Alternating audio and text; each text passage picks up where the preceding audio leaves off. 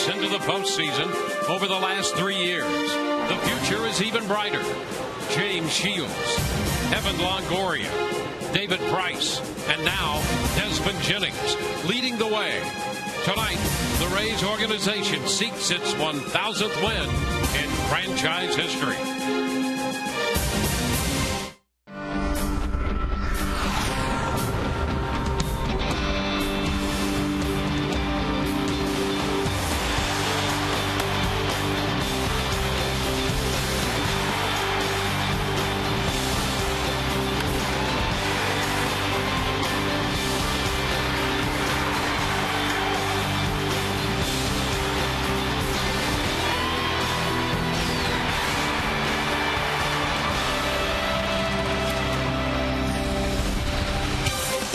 We welcome you to Tropicana Field as the Rays continue their homestand.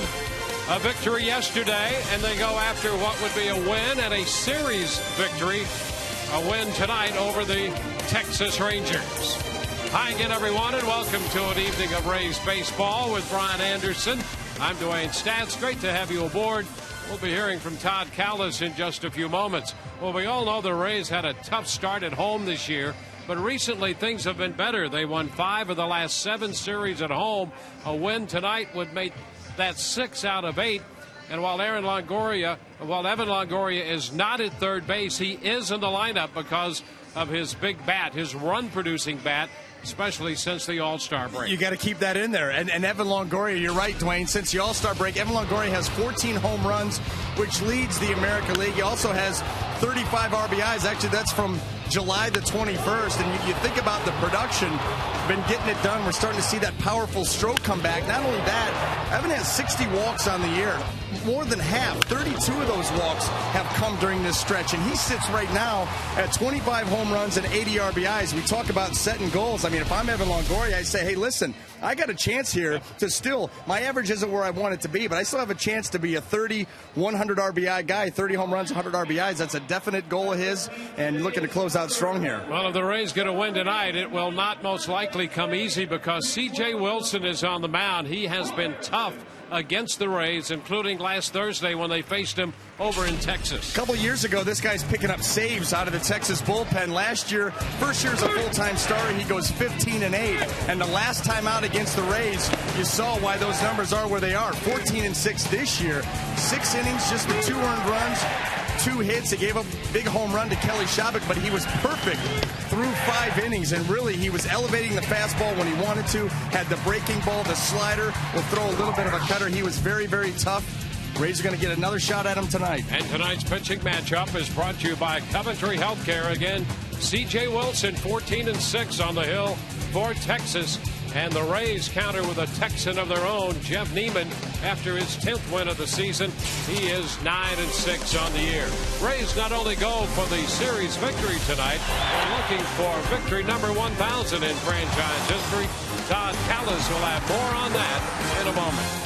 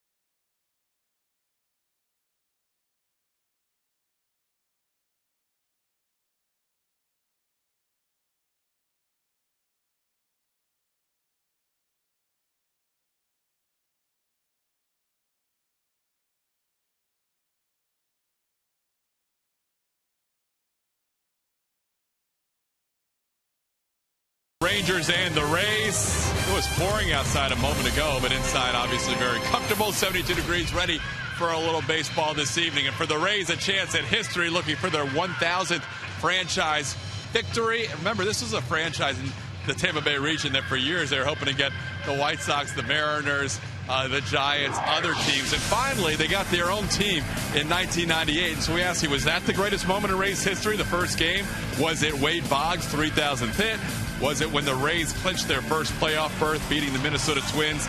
Those are TB's 1, 2, and 3. The Rays proving that 9 truly did equal 8 after not winning more than 70 games at all in their franchise history to go to the World Series, win the ALCS Game 7, that's TB4, or last year, Matt Garza's no-hitter. What do you think was the greatest moment in Rays history? Text your vote to 789-789, standard message and data rate supply. Rays bench coach Davey Martinez has been here since the very start.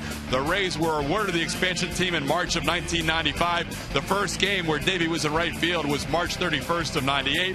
The team, as you can see, is one game from reaching the 1,000 victory plateau, and AL East champs 2 of the last 3 years, the World Series in 08 against the Phillies. Davey talks about being a part of this franchise all the way through the 1,000 wins. This organization went from the bottom to where I feel one of the best organizations in baseball. So to be here and be a part of that 1,000 wins, obviously very special to me. You know, I started here since day one, and we didn't win as many games when I played here, but it's gratifying to know that, you know, we've turned this thing around and we got a chance to win, you know, on an everyday basis. Well, there's Davey Martinez. Did play with the Braves and was away for a little while, but back with the Rays in his hometown area, where he is looking for the franchise to win the 1,000th game ever. We'll have the first pitch for you. 2 minutes and 15 seconds. Dwayne Stats and Brian Anderson with all the action coming up next.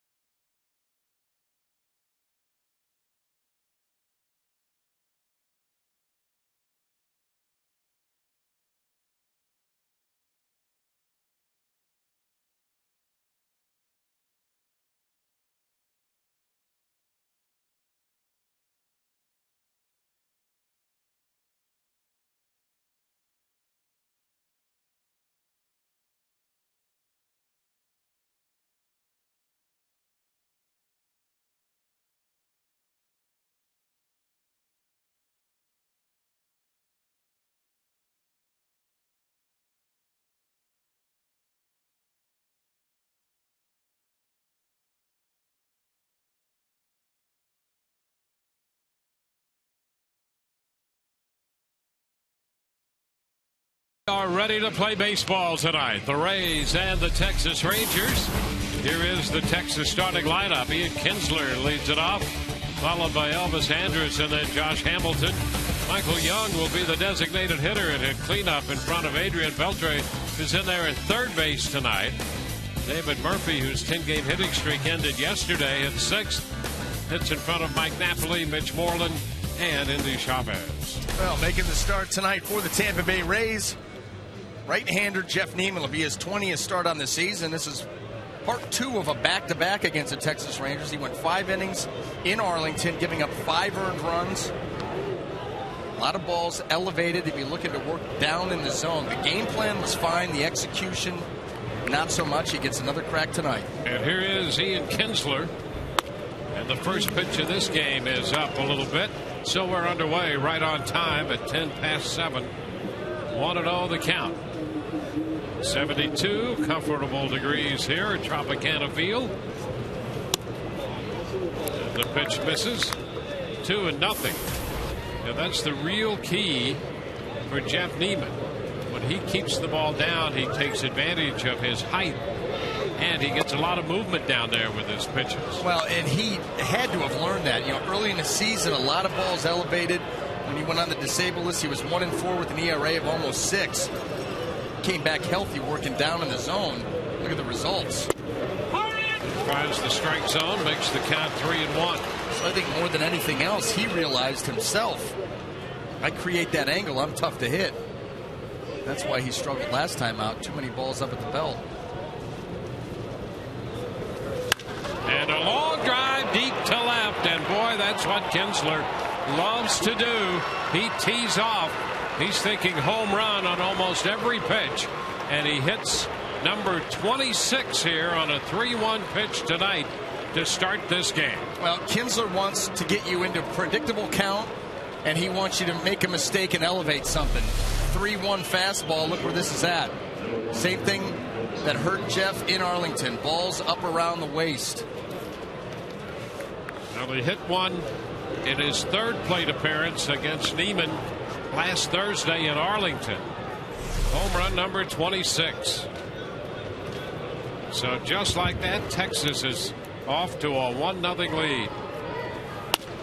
And the pitch to Elvis Andrus is too high. 1 ball, no strikes. Their leadoff hitter, Kinsler's hit more home runs than anybody else in their lineup. And the only guy who's hit more home runs for the Texas Rangers overall this year is Nelson Cruz. He's on the disabled list. He has 28. That's 26 for Kinsler, the leadoff man. 2-1 the count on a foul ball.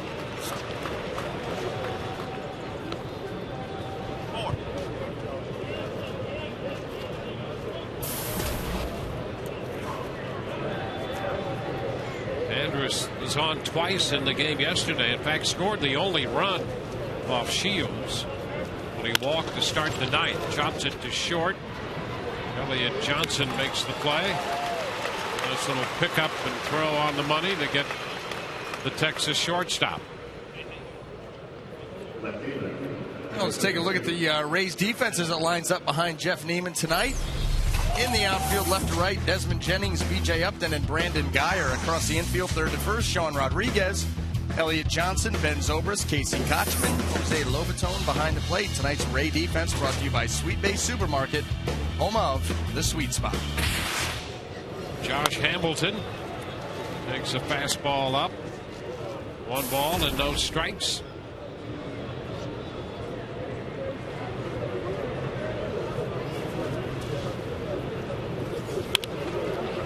Number the other way, foul. The count is 1-1.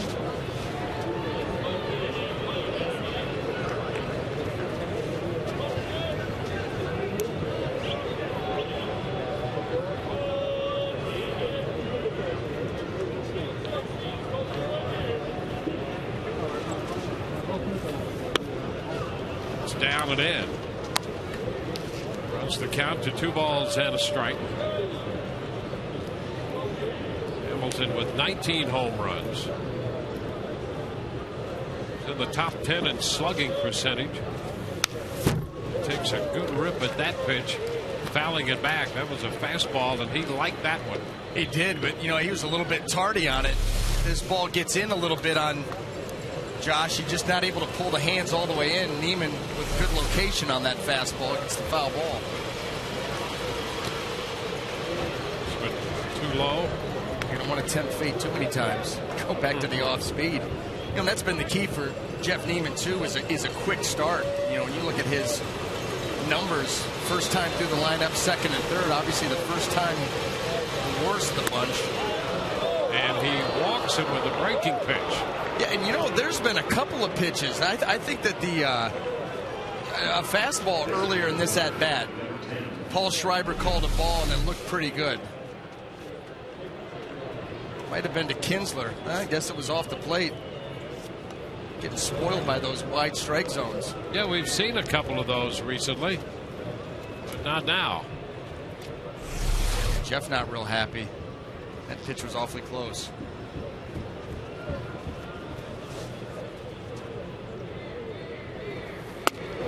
Pitch to Michael Young is inside. 1 ball and no strikes. Yeah, when you look at Neiman's numbers, we were saying through the lineup. First time through the lineup, he's at 283, but then the second time it drops down to 192, and the third time 223. That lets you know right there.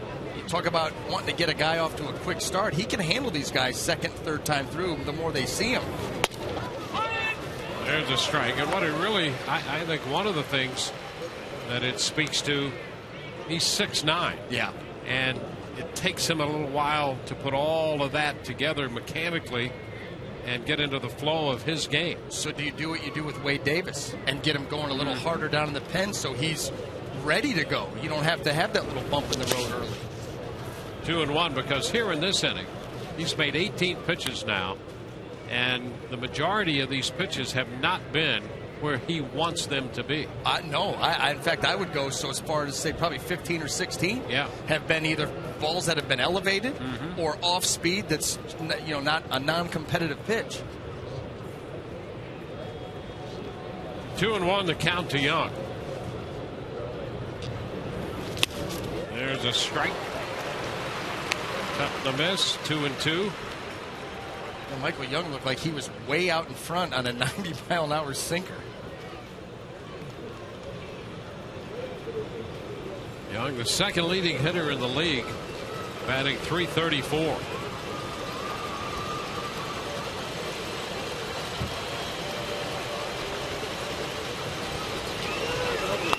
Upstairs, I mean, these guys, as we know, can swing the bats. All you have to do is look at the series that they had coming into this one out of Boston. They scored 28 runs in 3 games. That's over 9 runs a game and 39 hits. That's 13 hits and over 9 runs a game on the road in Boston, and lost one of those games. Now the 3-2. Runners on the move. The pitch is tapped toward third. Charged by Rodriguez to throw to first in time. He made a nice play right there to get Young. Hamilton was on the move in at second easily. And Rodriguez with a very good play. And Sean Rodriguez hasn't played third in quite a while, but showing no rust whatsoever. Watch this jump that he gets, and he goes to the glove too. Glove and out right away. Beautiful.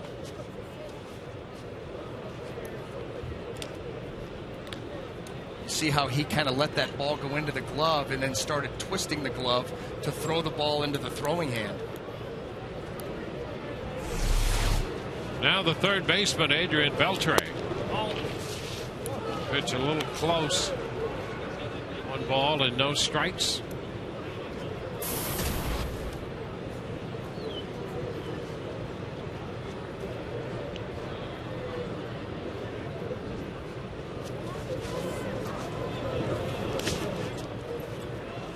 Two and 0.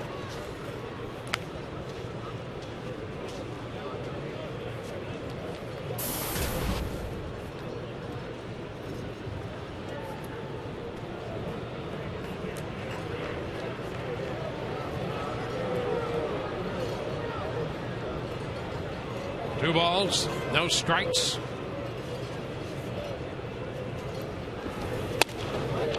And that pitch is up, a fastball. 3-0. So Jeff still has not settled in the way he would like. 24 pitches into the first inning.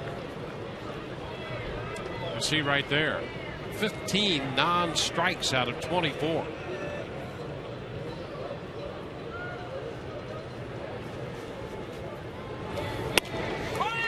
Throws him a strike. It's 3-1.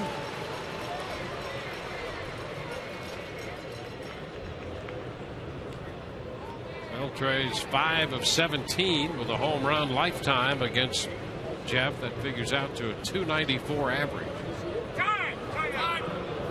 And time granted by the plate umpire Paul Schreiber.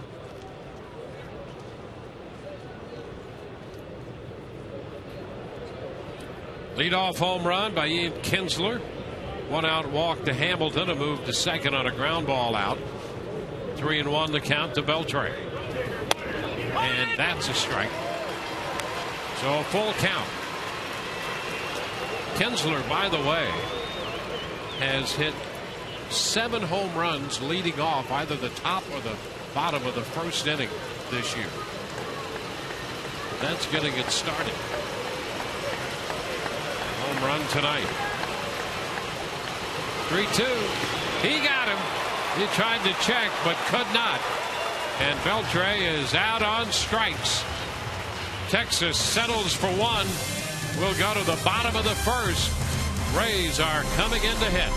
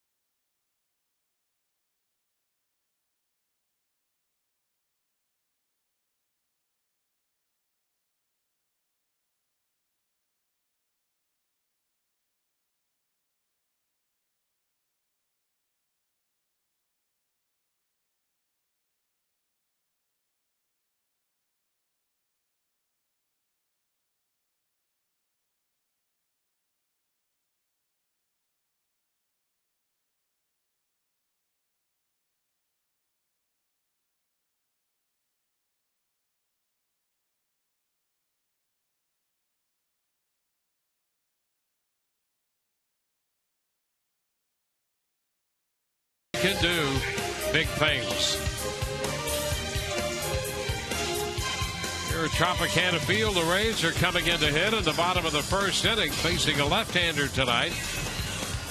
They'll have Desmond Jennings leading off, followed by B.J. Upton and Evan Longoria, the DH. Ben Zobrist hits clean up in front of Sean Rodriguez, and then Casey Kochman, Brandon Geyer, Jose Lobaton, and Elliott Johnson, the 7, 8, and 9 hitters.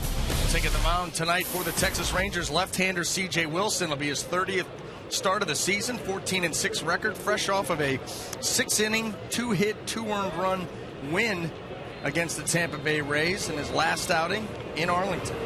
Desmond Jennings takes a look at the first pitch, and it's off the plate. 1 ball, no strikes.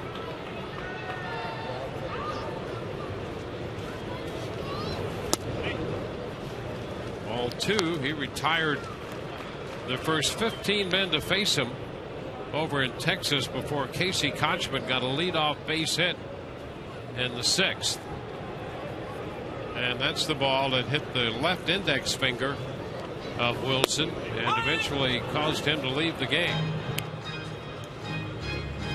2 balls and a strike to count.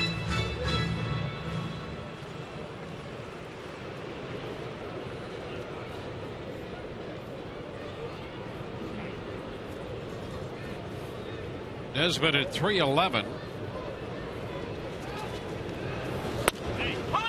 And that's a strike. His on base percentage has been very good as well.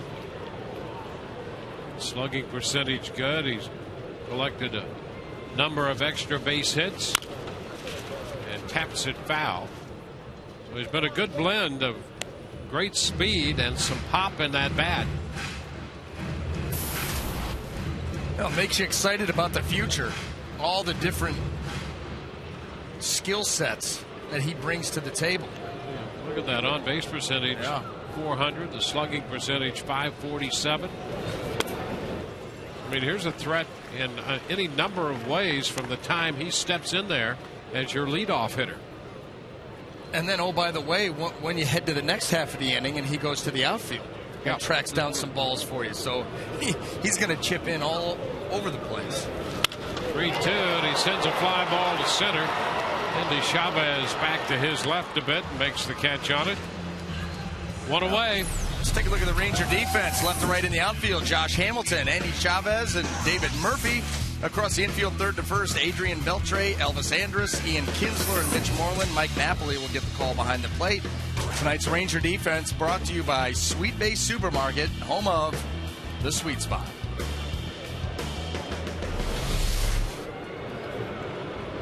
Here's B.J. Upton getting out of the number 2 spot again. Takes a pitch inside. B.J. hit second yesterday in the game against Texas. Struck out a couple times, walked, and then hit a home run. BJ's 19th home run of the year, and hit a fastball out to right field.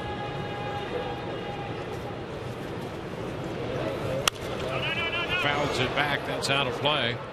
It's 2-1, and this is something that excited Joe Madden a little bit, because I recall when he came up and was effective, he hit the ball that way a lot. And that should excite any manager about any player, the willingness to go the other way. How many times, Dwayne, have you and I stood up here, or sat, either one, and talked about Casey Kochman and how he's been so consistent all year because of the shooting the ball the other way? Well, if BJ can do that with a little more regularity, you'll see his numbers start to perk up a little bit. No, when a guy is strictly trying to pull the ball, pitchers love that. They'll take advantage of that all night long. There's a walk. Upton is aboard. Well, the Rays have some speed on base now.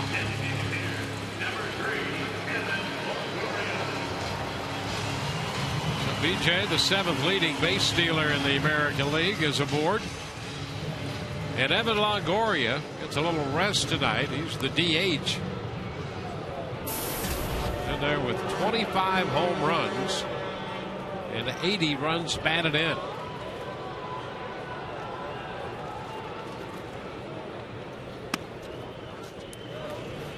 It's up. 1 ball, no strikes. That's pretty remarkable, too, the way that this season has gone for Evan. Got off to the slow start, the injuries, the oblique, the foot, all these different things. And still, with 25 home runs, 80 RBIs, has a legitimate chance, if he can continue to stay hot, to end up with 30 home runs and 100 RBIs. 2-2. Well, you're right about that. He's got 22 games left. You know, could he hit 5 home runs and drive in 20 runs in that stretch? I mean, that's not a stretch. No, you absolutely could do it. And I'll guarantee you, knowing Evan and wanting to finish strong, I guarantee you that's his goal. Yep. You're not going to get the average up to 275. It's just not going to happen. Not enough at-bats left. But you know what? You can continue to be productive, drive in runs, and get to that 3,100 mark.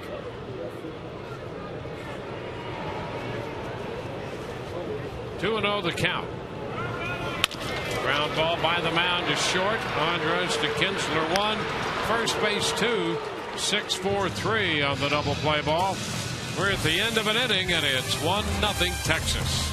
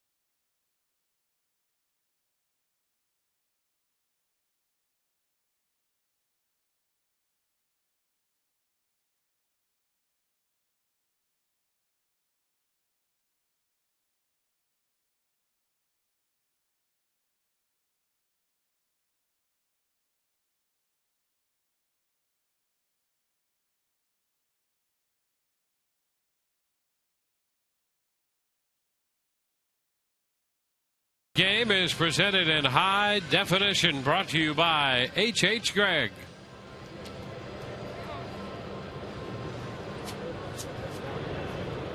Well, Jeff Neiman goes back to the hill. He'll face David Murphy, Mike Napoli, and Mitch Moreland.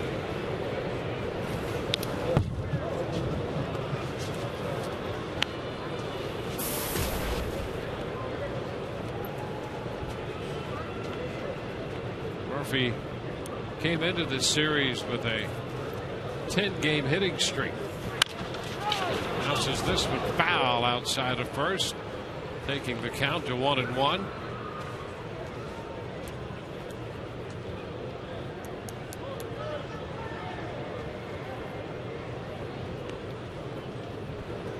Cruz went on the disabled list, and Murphy got hot. Hits one deep to right field. Geyer back to the track. He's going to leap, but it's going to be over his head and out of here. A home run is the call. Angel Campos, the first base umpire, said that ball got out of here and then bounced back onto the field. A home run for David Murphy on a 1-1 pitch, and it's 2-0 Texas. Yeah, that was that little split change by Jeff Neiman, and Murphy did a nice job of keeping his hands back and able to get this ball up and over the wall. Geyer jumps. Watch where the ball goes. See it right off the glove. The gentleman in the stands right there. That was over the yellow line. And here's Napoli. Pitch is a strike. Napoli's hitting .293 as you take a look at Murphy in the dugout after that home run.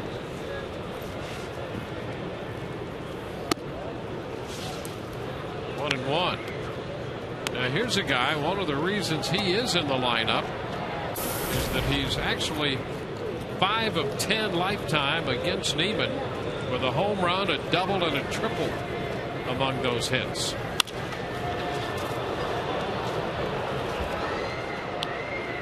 Foul ball, and the count is 1-2.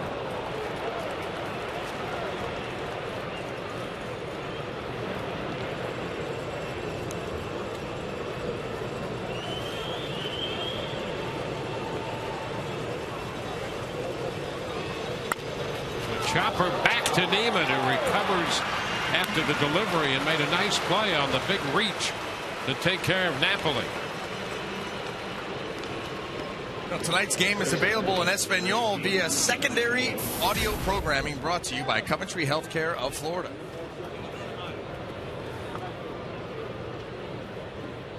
Neiman touched for 2 leadoff home runs in the game. He made a good defensive play right here. Able to get back to it. You know, Jeff kind of falls off towards first base and using all that 6'9".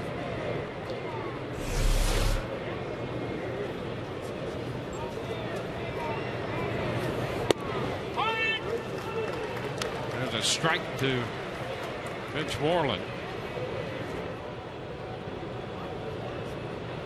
Moreland down in this Texas lineup, but quietly has done a nice job. 0-2.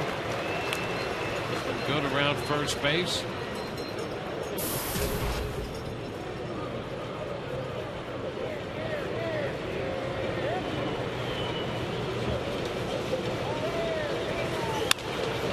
Foul the other way. So a 2-strike count holds on Moreland.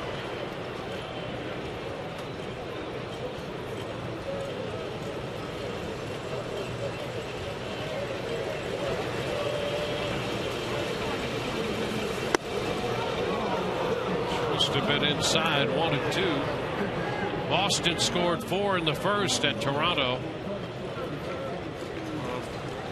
Luis Perez.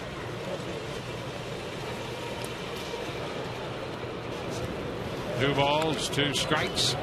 So the Blue Jays bat in the bottom of the first.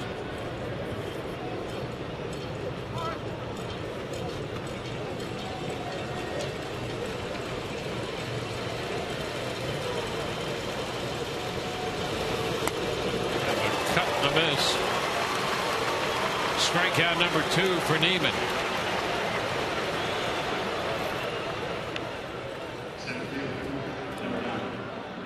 Neiman has been very good since coming off the DL, and here's the breakout when you look at the start and that bad back that had to play into those numbers. Yeah, and that counts the first 2 coming off the DL. He had that rough start.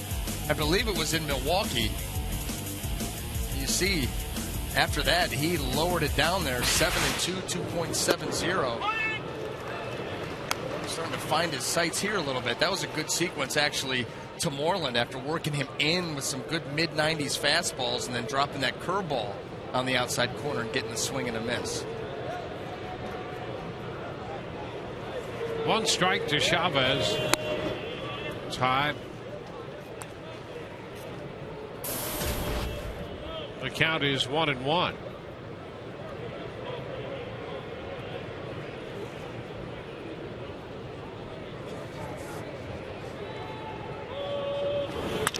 And a shot deflects off Neiman's glove toward third. Rodriguez with a pickup, but there is no play. And Chavez has a base hit. Boy, how Neiman even got a glove up there to deflect that, I'm not quite sure we can explain how he did that. Fear.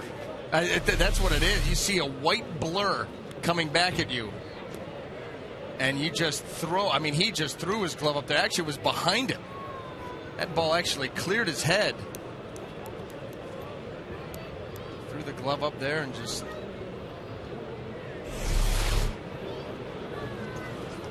There's Ian Kinsler again. Runner takes off. The pitch is a ball, and the throw is in time. They throw out Chavez, caught for the 5th time this year, and that will retire the side. Nicely done. Here's the throw, and it's a 1-0 ball game. 2-0 now, Texas.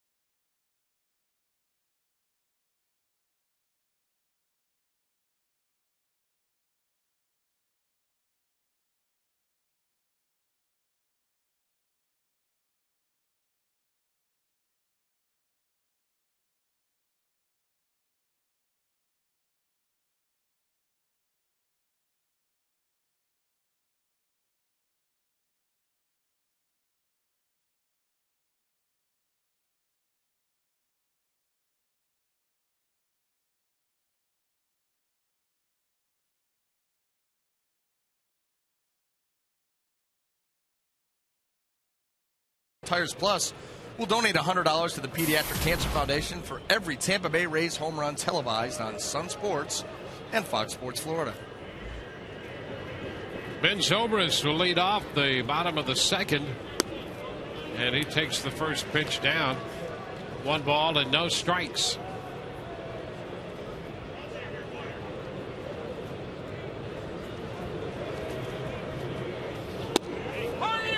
Strike on the outside part of the plate. Zobrist, Rodriguez, and Kochman due up for the Rays.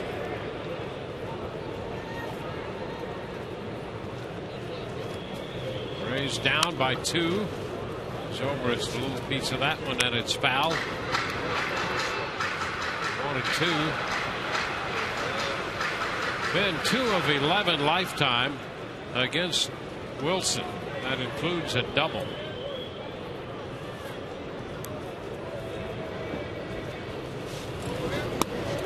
And he's out on strikes. Well, C.J. Wilson, he likes that slider with 2 strikes, righties and lefties. Lefties, obviously, he's going to use it down and away. The righties, because he works the fastball in so much and the cutter, he'll then drop this in there. He'll make you aware of the pitch in and then make that one disappear. And then he'll change speeds on you. And with that slider, and that is a great strikeout pitch for him. You'll see right there, he loves to pitch in on righties. Use the 4-seamer in there and the cutter and the slider, and then, like you said, change speeds. He'll go that changeup away. 2-0 the count to Sean. And you saw those road ERAs and C.J. Wilson 2.58 coming into the game today. That's a run and a half lower than at home. Which you'd expect a little bit because of his home ballpark. I mean, that's a runway to pitch in right there. Yeah, really, you'd be happy. I mean, he's got a good record there, 7-2, ERA of 4. You'd be happy with that over a season. And he walks Rodriguez on 4 pitches, so 2 walks here to the first 5 hitters he's faced. He threw a double play ball in the first inning after he walked Upton with 1 out. Now he walks Rodriguez with 1 out. And Casey Kochman's going to be the hitter. And that's part of his game that he's done a much better job is controlling the walks. You know, last year in a full season he had 93 walks and 170 strikeouts. This year he's already at 173 strikeouts, few innings less, but the walks are down by 30. Just 63 walks coming into today, but the Rays have seen him give him 2 free passes already.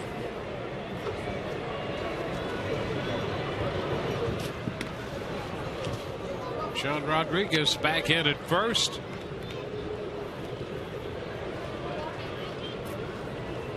Well, Wilson admits to have been thinking about history when he retired the first 15 Rays in his last outing against the Rays over in Arlington. And it was the base hit by Kochman that broke up the potential perfect game and no hitter. And Wilson has been quoted as saying that will haunt him for a while. That base hit by Kochman. Looper into left. That ball might drop and will in front of Hamilton. A turn at second by Rodriguez, and so Kochman, it's only in the second inning, but he picks up the first hit in this game. Well, I'll tell you what, this hit should haunt you more than a base hit in the 6th inning of a ball game. Now, maybe the 9th, okay, some sleepless nights. But this pitch here, look at Kochman's reaction. He gives a little grimace as he heads down to first base. He's not liking that. But it falls right in. There's nothing worse than standing off that mound and watching a ball go up in the air like that. So lazy, just a little flop, and see that nobody's going to be able to get to it and realize, I cannot believe that's going to be a base hit. Now the hitter is Brandon Guyer.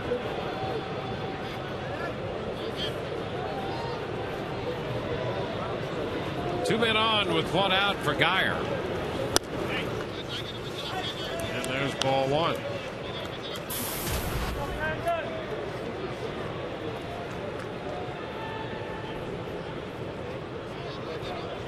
Guyer had an infield hit in the game Sunday against Baltimore. So he has that one and the home run, and a little popper right side. Moreland going out, and he's going to make the catch on this one. Moreland, the first baseman, got out there. Tell you, Guyer made a bid to further frustrate Wilson. I mean, you start to implode with one of those drops, because that loads the bases at least. But Guyer gets jammed. And Moreland, those are the toughest ones, too. Those are the toughest pop-ups. It's directly over his head. You got to kind of run sideways. He did a nice job of getting back there and getting to that.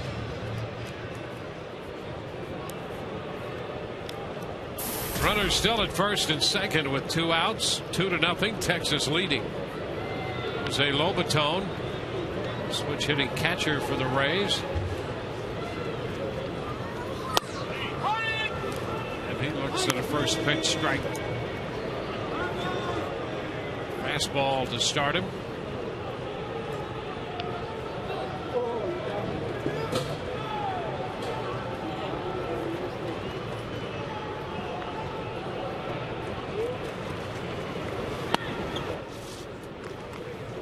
It's 1-1.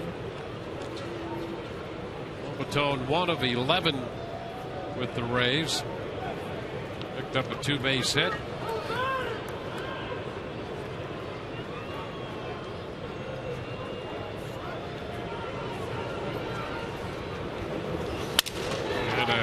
Roller to second for Kinsler. That will retire the side. A walk and a hit. 2-man left. On to the third. 2-0 Texas.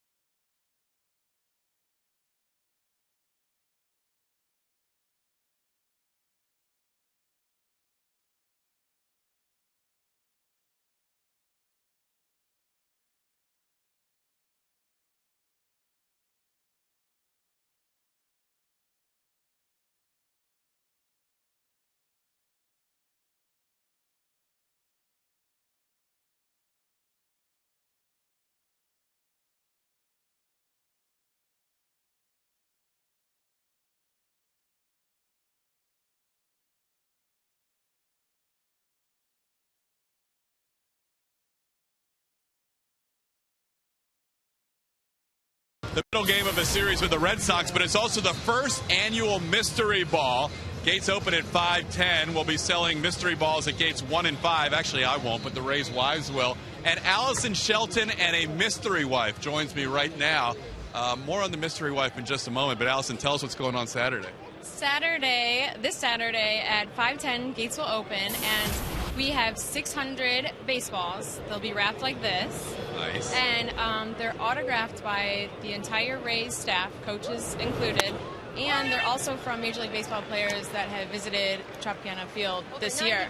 Yeah, we got like Jose Bautista, CeCe Sabathia. So you spend $30, you don't know who you might get. That's part, like, you don't even know who you are. That's how I got married. You had no idea to spend $30, and that's what he got. That's the fun part of it. The mystery wife's going to be part of this, guys, on Saturday. You can follow the mystery wife around to the silent auction, which is also part of it. Correct. Gates, we'll be selling the balls at gates 1 and 5 for only $30 a ball. And then up on the 4th floor, right in front of the Whitney Bank Club, we have all kinds of unique silent auctions, like things fans usually can't get their hands on. Like Johnny Damon's bat up there. Johnny Damon's bat. What else? BJ Upton, opening day, signed base. We also have a bottle of wine from Joe Madden's personal collection that he signed, and just other things normally you can't bid on.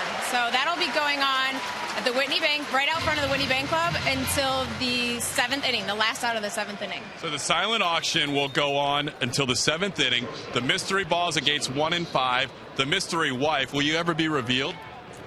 I'll be revealed after mystery ball's over, but we've got to sell out everything, and then we'll tell everyone who. All right, so Saturday, after it's all over, mystery wife will be revealed, and finally, Allison, where the charity is going. The charity is going to go to All Children's Hospital. So all of our proceeds that we make on Saturday will go over to help them. They're a nonprofit hospital. And Mystery Wife, will you keep that outfit on all the way through till Saturday? Absolutely. I plan on running around like a lunatic, bringing everybody upstairs to Whitney Bank with me. So keep an eye out for her. Absolutely. Guys, the Mystery Wife. It's going to be part of the Mystery Ball, and it's Saturday night. You're not going to want to miss it. Back to you. Well done, Todd. Color coordinated there, too, with at least half of the Mystery Wife matched his tie. Yeah, I like that whole idea of the Mystery Wife. Yeah.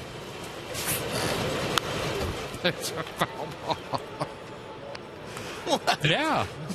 Why does everybody react that way? Well, I did. I mean, I thought that was a good little setup there. Come out, make it happen, people. you like that as a marketing strategy, is what you're saying.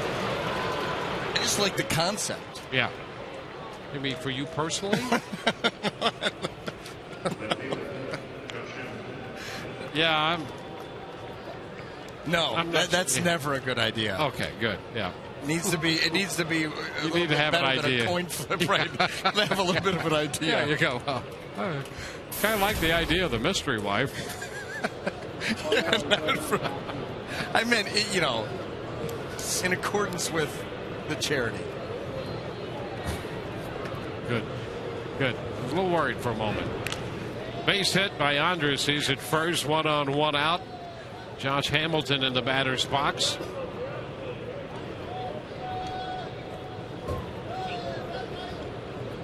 Home runs, solo shots here by Kinsler and Murphy accounting for the scoring.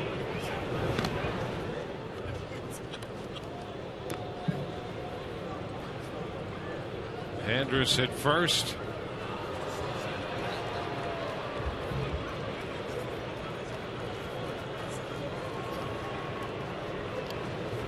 No count yet to Josh Hamilton. One ball, no strikes.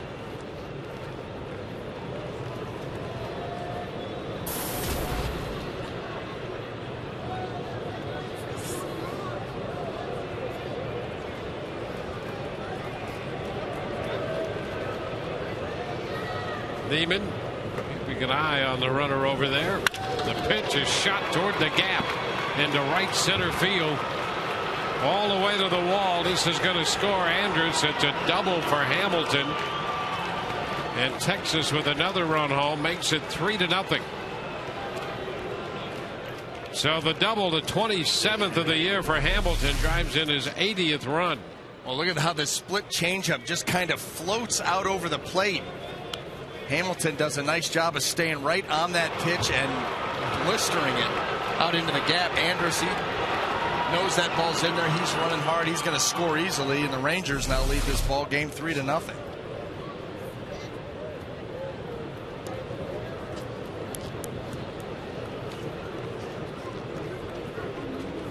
Now Michael Young. Ground ball short, stop, play at third. The throw is right there. Johnson to Rodriguez, cuts down Hamilton on a fielder's choice. Sharply hit ball by Michael Young, and Johnson never hesitated about going to third. Yeah, when that ball's hit that hard, you see Hamilton off, and this ball's out in front of him too. This becomes an easy play for Elliott Johnson. You can see Sean Rodriguez waiting for Hamilton to slide in. Just a bad read.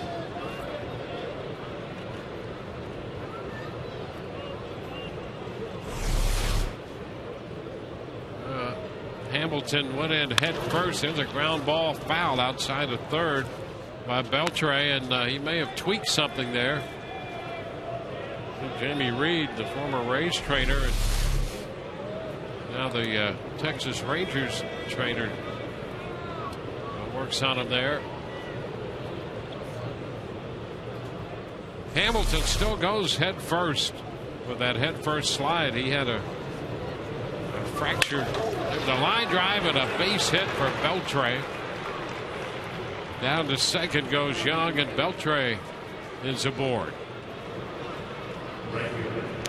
Well, another pitch Jim Hickey is going to go to the mound. Yeah, well, you got too many pitches that are catching a lot of plate and that are elevated. I mean, Beltre just smoked that pitch. That was 91 down the middle.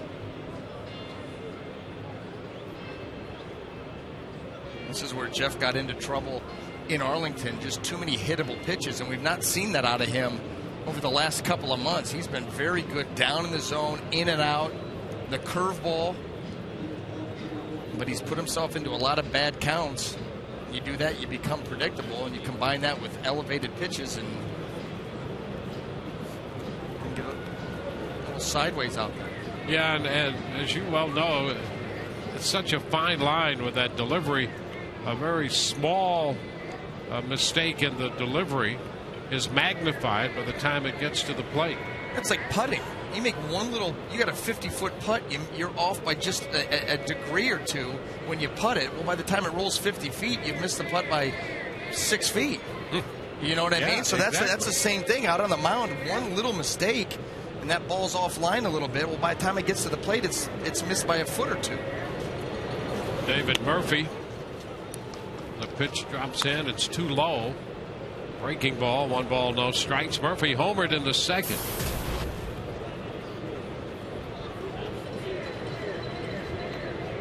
Beltre has now a 12-game hitting streak. But precedes his trip to the disabled list. There's a strike. It's 1-1. Beltre's now hit safely in all 6 games since he's been back off the DL. And overall, a 12-game streak.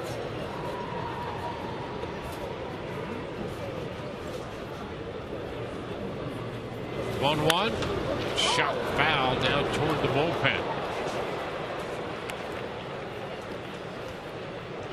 1-2.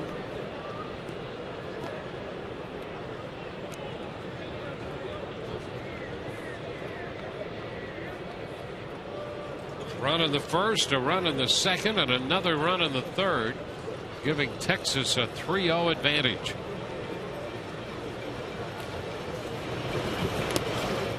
Low, blocked by Lobaton.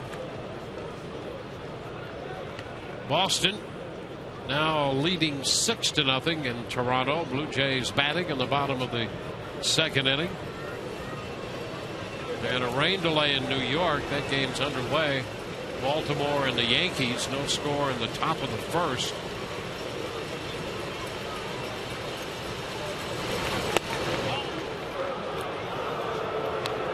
Full count.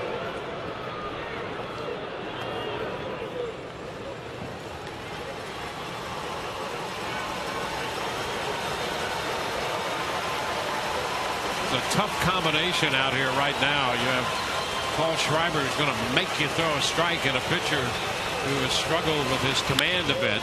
There's a shot toward right center field, and that's going to be in there. One hop and to the wall. Young will score. Beltre heads to the plate. Murphy's in at second with a double, and it's a 3-run inning and a 5-0 ball game now. Oh, David Murphy, how about him going down and getting this curveball? This is not a terrible pitch at all, but it's starting to break it down and in. David Murphy's hot right now, and you see him, he just dropped the bat head. That wasn't a huge swing. Yeah, he's hit safely in 11 of his last 12. And the 12th game tonight, he has a double following a home run his first time up. Ball's on off-speed pitches. He hit the split change out of the yard for the home run, the curveball there. Napoli takes a big cut, fouls it back, strike one. So a tough beginning to this game for Neiman. He's been tagged for 5 runs.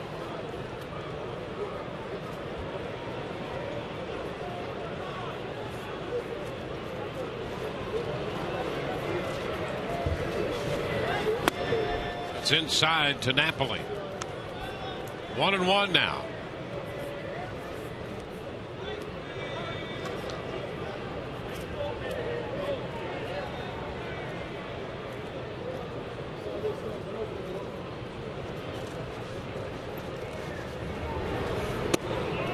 And that's a breaking ball for a called strike. 1-2. Further checking that New York game. There's still rain delayed there. So they're not playing. The Orioles and the Yankees delayed at Yankee Stadium.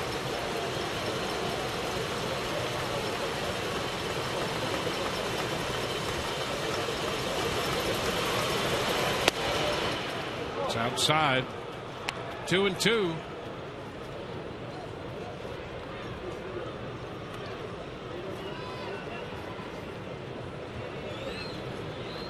Neiman, who gave up 5 runs on 6 hits in 5 innings in his last outing Thursday against Texas. 5 runs, 7 hits allowed tonight. And a cut to miss. Napoli's out on strikes, retiring the side. But not before Texas adds 3, and the Rangers lead 5-0.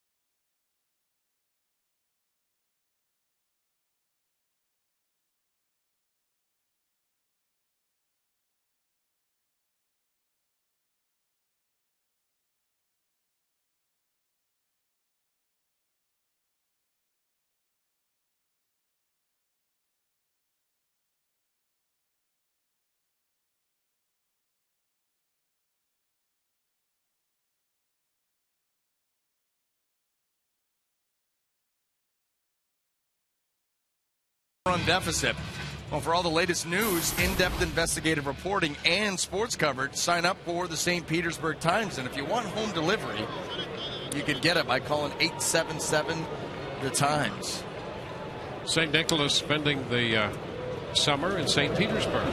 Smart man. First pitch to Elliott Johnson is a ball. 1 ball, no strikes. You better listen up this year. I'm not going to take no for an answer again. There's a strike. Does he know what you want? Oh, he knows. Really? How many letters do I have to send? There's a foul ball. 1 ball, 2 strikes. Well, I wouldn't want it to be a mystery to St. Nicholas. That's Right. what you might want. Right. Okay, I so see let what him you're- know. I see what you're getting Let him at. know. Yeah.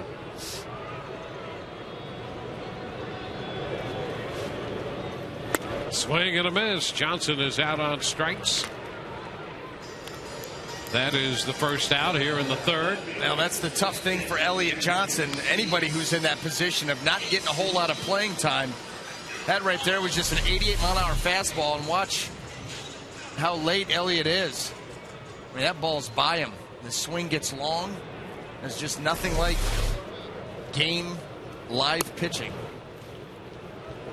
Jennings swings over that pitch, strike 1.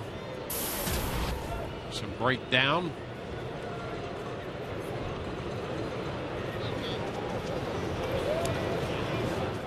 One and one.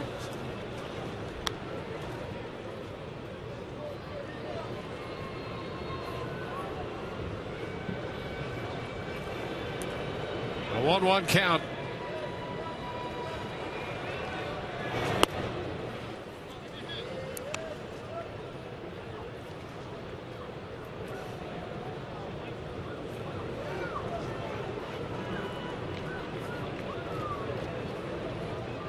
Rays have had 2 walks and a base hit through the first couple innings.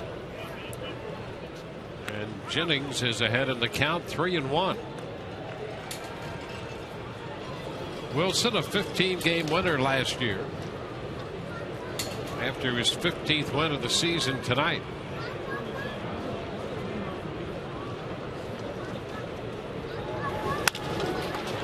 Into right field. Murphy backing up, makes the catch, and that'll be out number 2.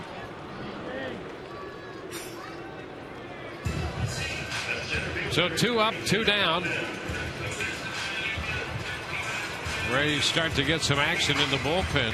Cesar Ramos is loosening.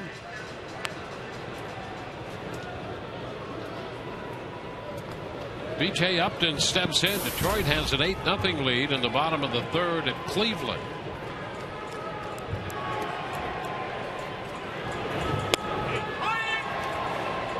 And Upton takes a strike.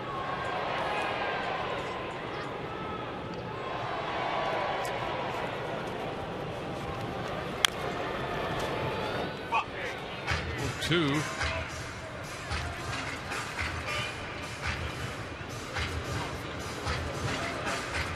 Wilson is among the league leaders in a number of categories, tied for 5th in wins. Came into this game 7th in strikeouts.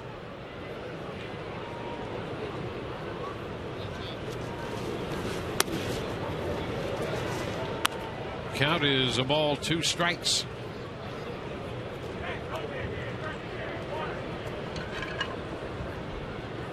He's made a very almost seamless transition from the bullpen, from closing games to starting games.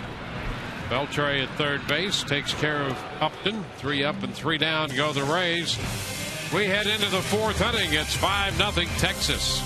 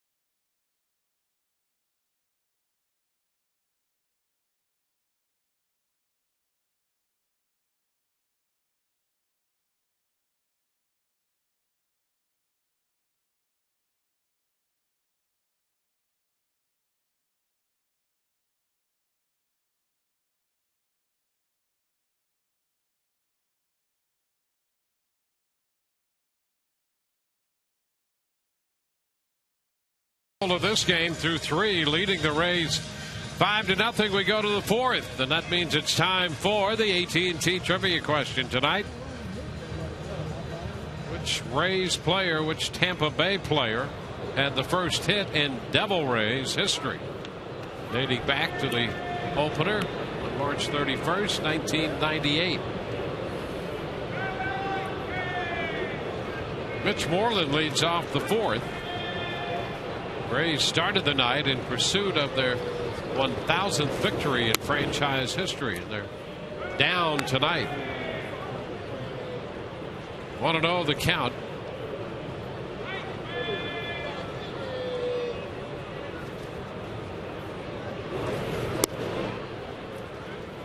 Two balls, no strikes.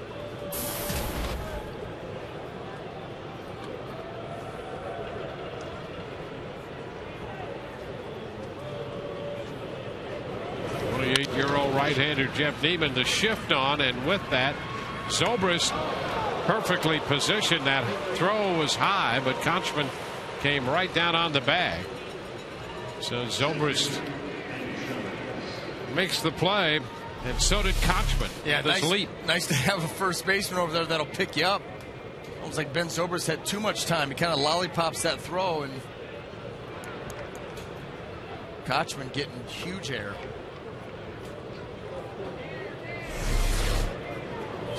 It's one of the reasons he stays loose over there at first base. You never know. Yep.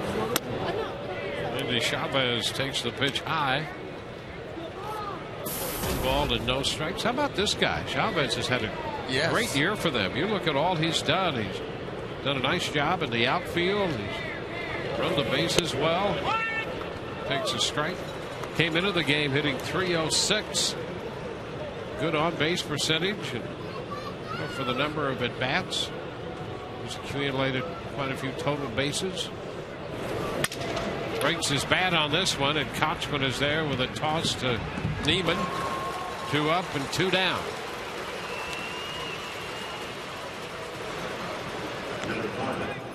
Better start to this inning for Neiman than the others. Gave up leadoff home runs in the first and second innings to Kinsler and Murphy, and then with 1 out, Andrus singled, and that led to a 3-run third.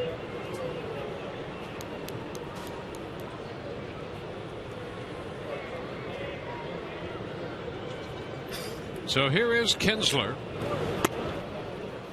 Takes a pitch inside. Hit the ball very hard last time up in the third, and Rodriguez down at third base made a nice play on it. Fly ball straight away center.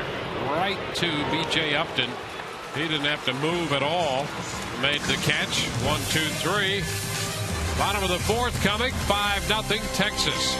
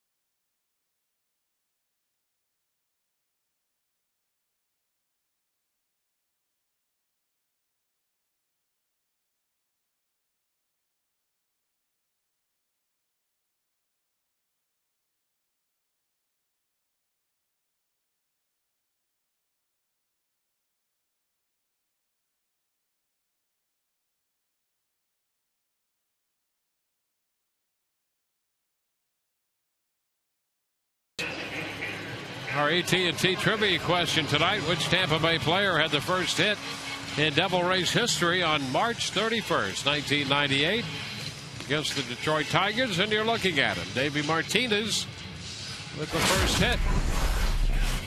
And here's a look. Davey Martinez makes the turn there, and here he is again. Sans the beard. The clean-shaven Davey Martinez. Bud, did you see him hustling out of the box, too? Yeah. Just like he wants his guys to do now. That's the way he's always played the game from the first time he got to the big leagues.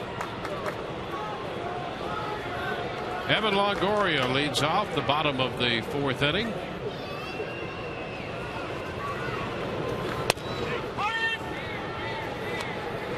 Strike one. Evan, a double play victim in the bottom of the first. Takes the pitch. That's a strike. 0-2.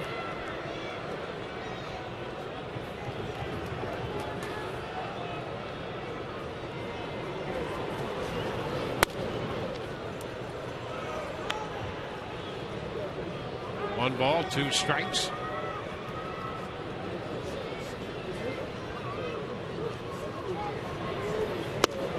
And strike 3 called. The pitch started wide and caught the plate. Strike 3 call. I'll tell you what, how about this sequence by C.J. Wilson? He goes fastball away, strike 1, changeup away, strike 2. The cutter up and in to stand Evan Longoria up, and then comes with the backdoor cutter and gets the call by Schreiber. I'll tell you what, that is, we talk about some of the sequences that Jeff Neiman has put out there where you just dominate a hitter by virtue of the pitches you throw and where you throw them. That was a great one. Just down, and you could see that Evan didn't agree with that call, and neither did Foxtrack, as it turned out. But a great game plan there by C.J. Wilson. And that's where game plan and execution have to go hand in hand. And when they do, it's a pretty thing to watch. Unless you're Evan Longoria and any Rays fan. But the execution by C.J. Wilson was flawless. 2-0. Oh, he picks up a strike to Zobrist. It's 2-1.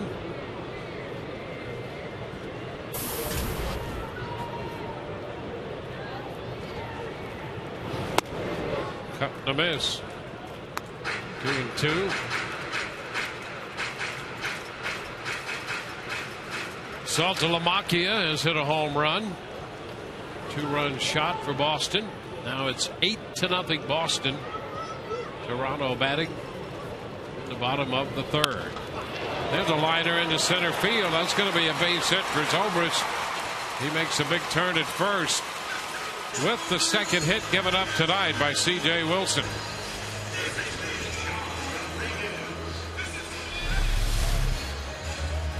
Cutter trying to backdoor it. That ball cuts back across the middle.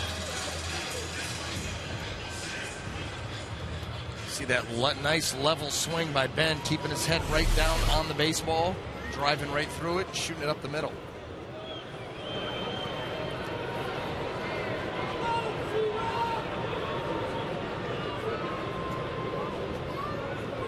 Now Sean Rodriguez.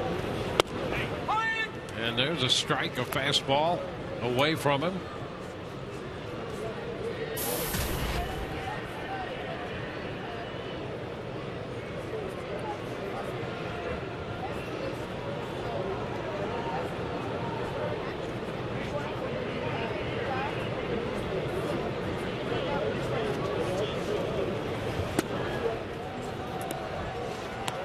A 1-1 count.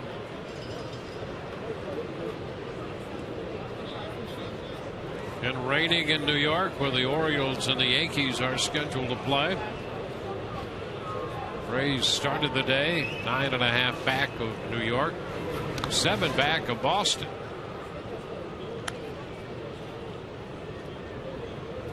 The Rays, with their win yesterday, 5-1 over the Rangers, cutting the Texas lead to 2.5 over the Angels.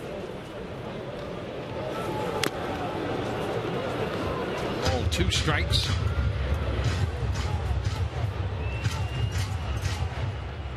So that Texas lead now down to 2.5, and that's the smallest lead they've had since the end of August, when they had a 2-game lead. Right now 2.5 and 2 on the loss side. Ground ball to the right of the shortstop Andrews. The throw to second. Safe, the call there. Zobrist beat the play in. Andrews got airborne as he turned to make the throw to second base. And this ball hit over in the hole. Then Zobrist gets a good secondary, gets a good jump off the secondary. And he's able to slide in the secondary, and off he goes. Trying to beat it, and he does.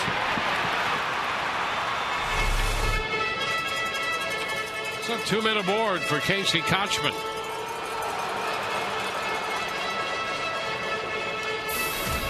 Kochman looped the base hit into left his first time.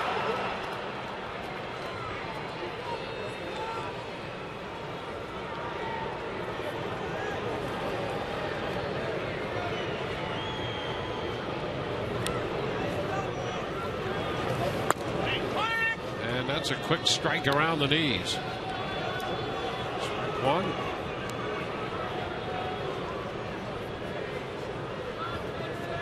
Angels are on the road. Nope, they're at home. So we'll wait on their score. Swing and a miss. 0-2.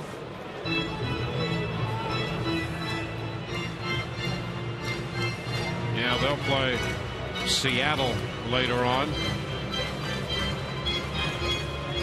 It's Fernandez and Santana, the pitching matchup.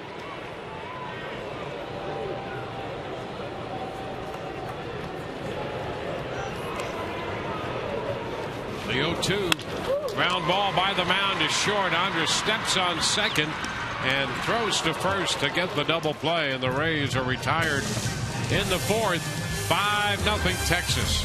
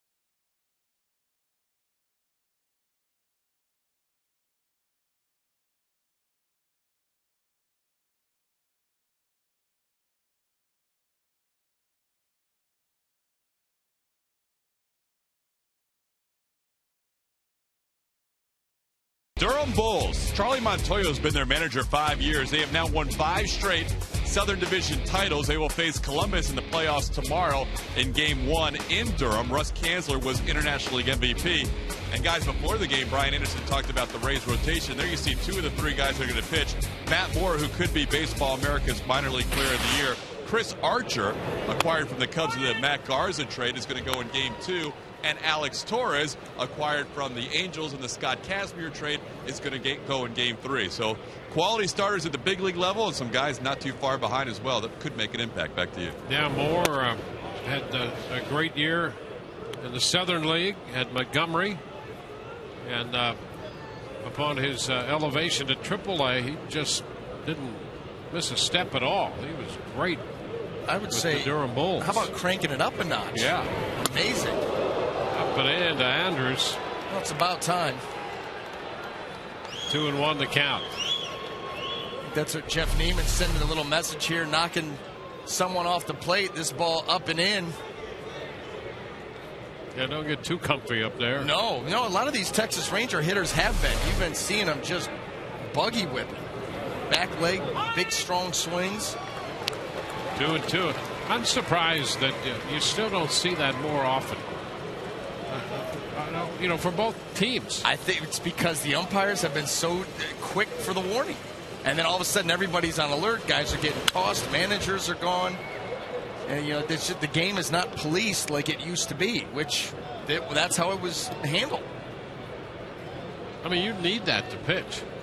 If you don't have the inside corner, yeah, or the fear of it, it makes it extremely difficult. Yep. You almost have to be perfect away. Absolutely, and I mean, I know they want to cut down brawls and all of that, but if you handle it the right way, right? I mean, people understand, pitchers and hitters. Some do, and some like to get on highlight shows by taking a trip out to the mound. Ground ball to short, now to third as Rodriguez cuts in front of Johnson, and Sean makes a nice play. Just move to your left and take it if you get there. Well, guess what? After third base. He is playing a very good third base, but how about that Neiman after that buzz job? Yep. Then all of a sudden a breaking ball. Andrus, backside headed towards his dugout, reaching out there. A little easy rollover and a nice play by Rodriguez. I still have to believe that. I mean, you still got to pitch in more like that. You just have to do it. And, if an umpire wants to overreact and, warn people and kick people out, I guess you have to do that. But I think they know the difference, as to whether a guy is trying to hit somebody on purpose or just trying to move a guy back off the plate. I would agree for the most part. But we've seen those games where after a warning, a guy will get tossed by hitting a guy with a curveball that backed up. Really? It's 78 miles an hour. If I wanted to hit this guy, well, for me, it'd be more like whatever. Somebody else would be 90. The shot toward left center field. That's going to be in there for a base hit. Hamilton's on his way to second with a stand-up double. He's on base for the third time tonight, a walk and 2 doubles. Number 10. Well, here's your checkers double of the game. This time, Josh Hamilton elects to go to the left side, left center field, going right out there. That strong swing we talked about. He got strong hands and strong wrists. He can really drive the ball the other way. He just flipped that ball out there, and it shot off his bat.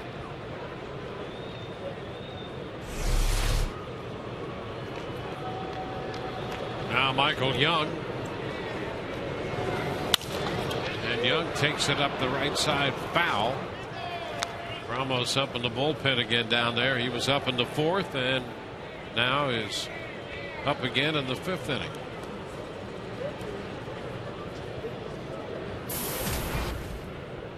Strike the count to Young.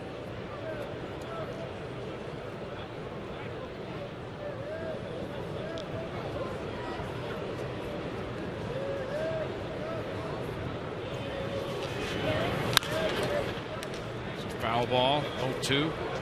I can understand that.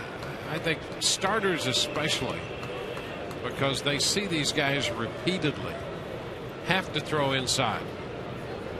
And I think that in a way could extend to bullpen guys as well, but they don't see guys as often, and they're so often in critical situations you don't want to risk maybe hitting a guy. But I still think you have to come in. And hey, if an umpire throws you out once in a while, you've established that you will come in, and people know that. It's down, 1 ball, 2 strikes. That would be one of the first things that I would implement, in an organization is my pitchers are going to learn how to pitch in. Yep. From rookie ball, from the time they're drafted and signed till they come to the big leagues, you're going to learn to pitch in, and you're going to do it. Yep. Because on the nights that you don't have your good stuff, it can buy you a couple of innings because you a couple of balls in to keep these guys honest until you find your stuff. It helps out. Yeah. And you make hitters respect both sides of the plate. And when you do pitch in, you pitch in effectively, and you pitch in off the plate, not just for strikes, but in off the plate. These guys aren't so apt to be diving out there, the ball's out over the plate. And by the way, that's where you're going to get the majority of your outs, is down and away. Well, Michael Young just then, on a 1-2 pitch, took a very healthy cut and fouled it back. Now, that's what hitters are supposed to do. If you allow them to do that, they should do that. It's 2-2 now. But if you've got a tough, and this is a tough lineup, you need every bit of what you've got, everything in the arsenal, to try to beat a lineup like Texas because they're that good. You've got to pitch into it. Looper, short right field. That's going to drop in front of Geyer. Stopping at third is Hamilton. And Young loops a base hit the other way.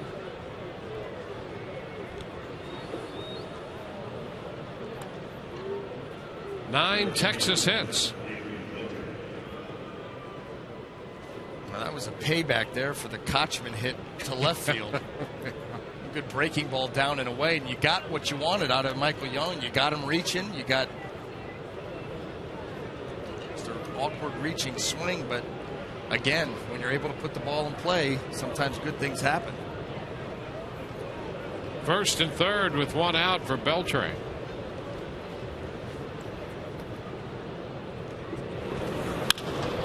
And he lifts a fly ball center field. Upton makes the catch. He's going to sail it home. The run will score easily. And into second, down into scoring position goes Michael Young. There was no chance to get Hamilton at the plate. Well, and when you end up airmailing a throw like that, all you're doing is allowing that runner, especially a good base runner like Michael Young, he's going to move up. You hand him second base, and they're going to score the run anyway. So it's a 6-0 ball game with a man at second and 2 outs here in the fifth. And Joe Madden out of the dugout. Rays are going to make a pitching change here in the fifth inning. Call to the bullpen brought to you by Metro PCS.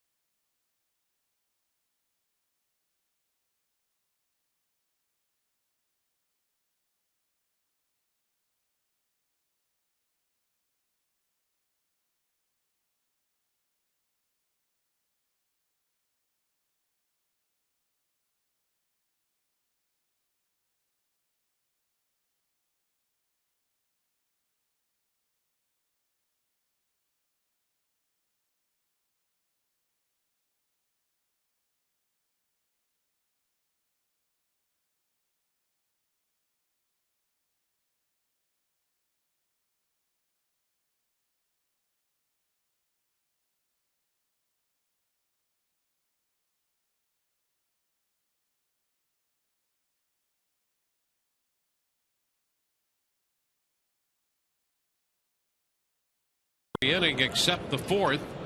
Cesar Ramos takes over on the hill to face David Murphy, and the pitch is a ball. 1 ball, no strikes. Young is at second base, and that potential run belongs to Neiman.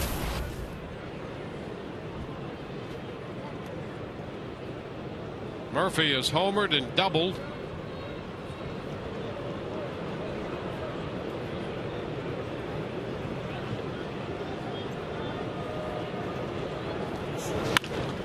A base hit into left center field. The run will score. Young crosses the plate. It's a 2-base hit for Murphy. He is 3 for 3, and now it's 7-0. 10 hits on the night for Texas. You wonder why David Murphy even swung at this pitch. This was a breaking ball, but way up. You see it was going to cross up Lobaton. Look at that. Not really sure what that pitch was supposed to be, but Murphy jumped all over it.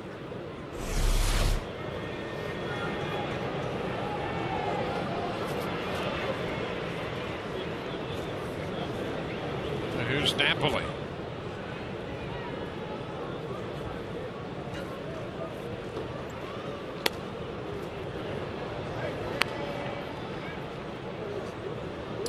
Rays decide to walk him intentionally.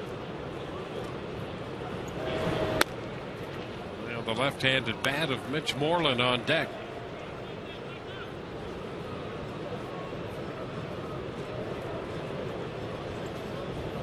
So 4 2/3 for Neiman tonight. 9 hits. He struck out 3, walked 1, made 93 pitches. Charged with 7 runs. And now the intentional walk moves Napoli into first. Moreland's going to be the hitter, and Hickey trots out to go over this hitter in the situation with Ramos. Yeah, we're talking about the left-hander Moore. He's 12-3 in the minor leagues this year for the Rays. He was 8-3 at Montgomery and 4-0 at Durham. He made 18 starts at Double-A with an earned run average of 220, and 9 starts at Durham and an earned run average of 137. That's a nice trend. Oh yeah.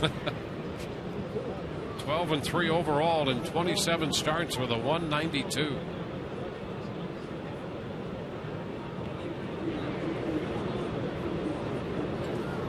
Here's Mitch Moreland. A couple of runners on. The pitch is low. 1 ball, no strikes.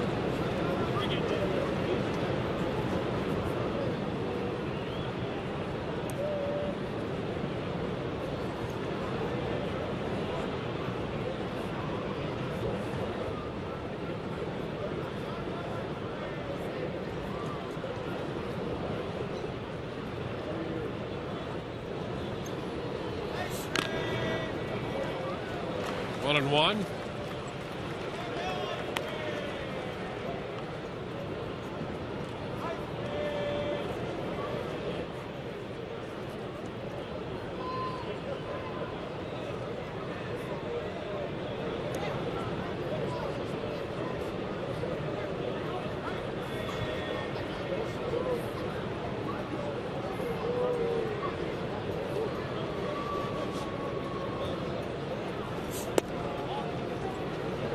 Too low. 2-1.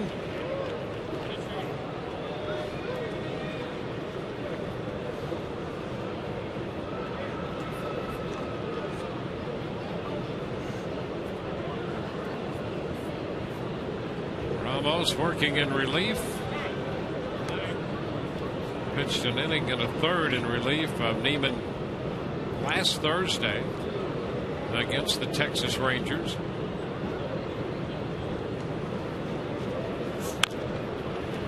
Bouncer foul. It's 2-2. Rays have been out hit 10-3 and trail 7-0. Well, Jeff had a difficult time of it tonight with this Texas lineup, but in the very first inning he struggled with his command. Never was able to really iron that out. Continued to plague him as the outing went on, and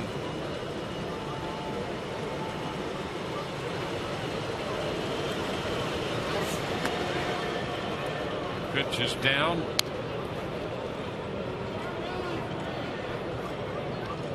It seems mechanically that Jeff kind of peels off towards first base, but he's doing it a little bit early right now, and it's causing his arm to drag, and it's affecting his command and location.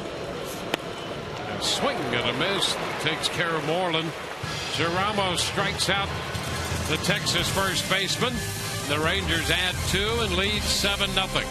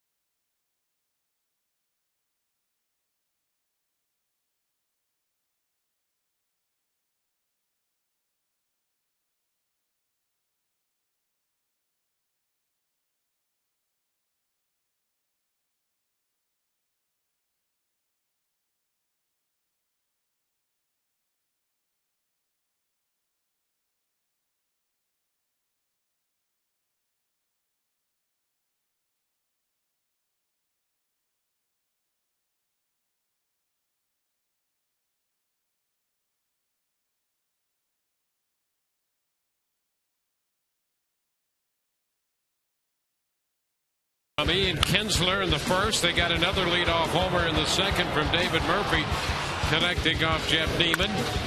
They added 3 runs in the third inning.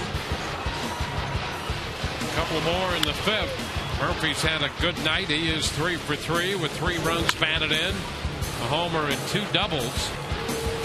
Jeff Neiman worked 4 2/3, touched for 7 runs. So it's been David Murphy leading the charge for Texas tonight.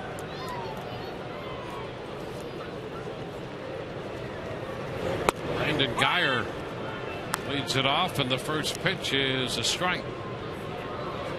Boston now has an 11-0 lead in the top of the 4th inning at Toronto. It's fouled back. They have 14 hits already tonight.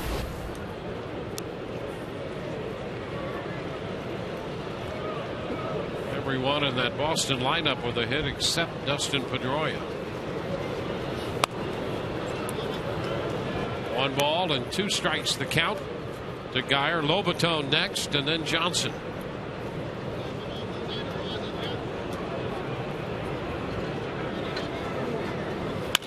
And a base hit through the left side off the bat of Guyer. Leadoff single here. The rookie outfielder is aboard. There you go. Tonight's game is being seen by our troops around the world in 175 different countries and aboard ships at seas on the American Forces Network. And we salute all of you and thank you for your service. Jose Lobaton steps in.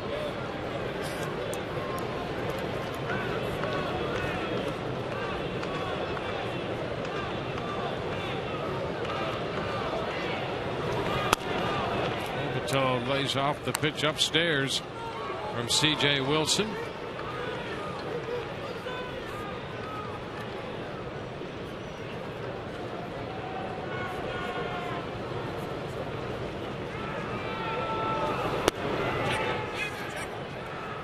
He did go on the appeal down to Angel Campos at first.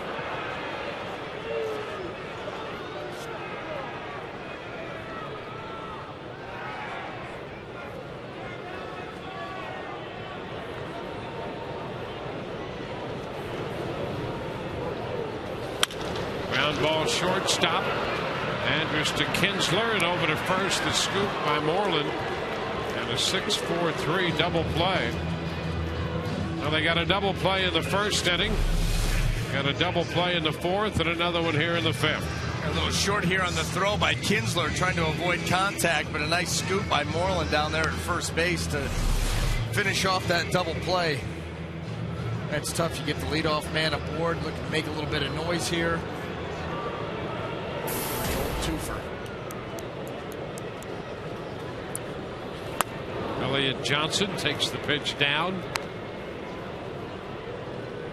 1 ball, no strikes.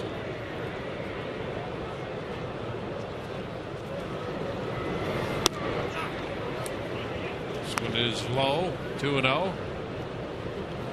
So 3 double plays thrown by C.J. Wilson. As you referenced, the twofer. 2 for Tuesday. Yeah. Pitcher's best friend. Love him.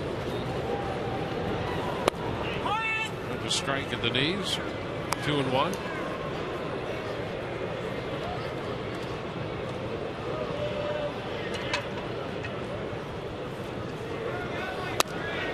And a strike at the knees. That takes the count to 2-2 on Elliott.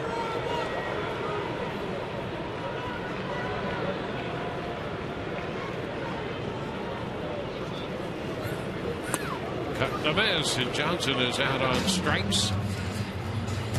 No runs, 1 hit, nobody left. We're through 5. 7-0 Texas.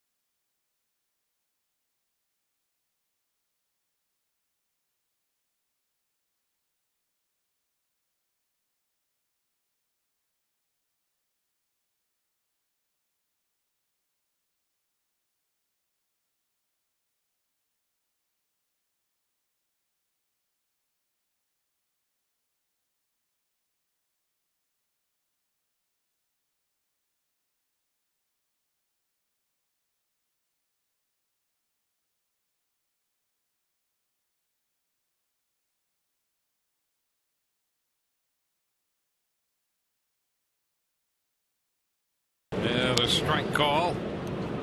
Chavez singled in the second. 1 for 2.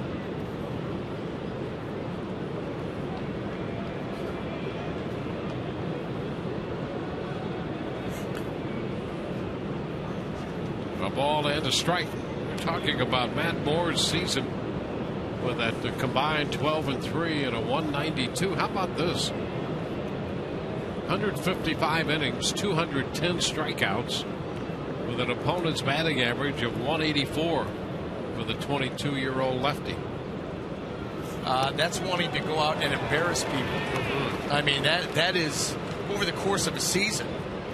You know, we're not talking about it in rookie ball, which would still, you know, if you're there, you can overmatch him. He's got to be able to pitch. And obviously, he's done that extremely well. The strikeout per 9, that huge. Swing and a miss. Chavez out on strikes. Second strikeout for Ramos. Well, hey, fans, you can start your weekend off right with Friday Fest, presented by Captain Morgan, when the Rays host the Boston Red Sox this coming Friday. The first 10,000 fans get this Casey Kochman t-shirt presented by the St. Petersburg Times. Visit RaysBaseball.com to get your tickets right now. Casey, the 5th leading hitter in the American League right now.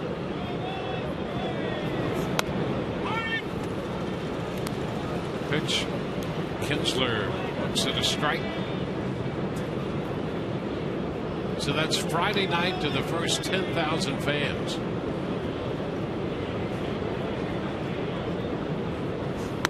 This is high. 1-1. I hope they have enough. I mean, Seminole itself should be here. You know, it's Casey Kochman. Yeah. T-shirt night. Right. The long lost son. Yeah. It's upstairs. 2 balls and a strike. Wandered back to Tropicana Field, just been spraying the ball everywhere all year long. One of the really great stories in baseball this year. Ground ball headed to short. Johnson makes the play. So 2 up, 2 down in the 6th inning. Elvis Andrus is headed to the plate.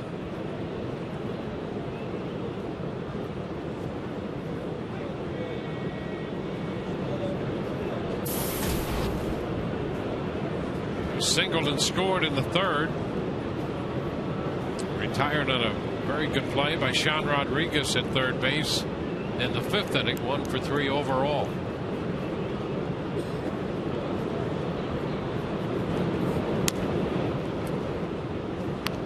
This pitch is upstairs, a breaking ball. 1 ball, no strikes.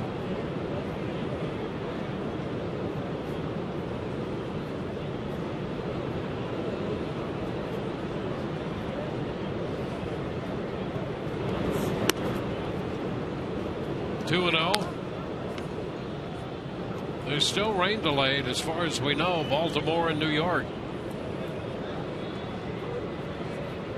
Boston batting in the 5th, leading Toronto 11-0 in Toronto. High pop foul. It's going to be out of play. And you can expect them to probably be there all night, too. Mm-hmm. You know, you think about what happened the last time. Yankees' schedule is brutal enough, and then after the flap they had in Baltimore with the hurricane. Yeah, and I guess technically they're still trying to figure out when they're going to play that makeup involving the Rays. Yeah, that is not been scheduled. Get a little late. It's road trip.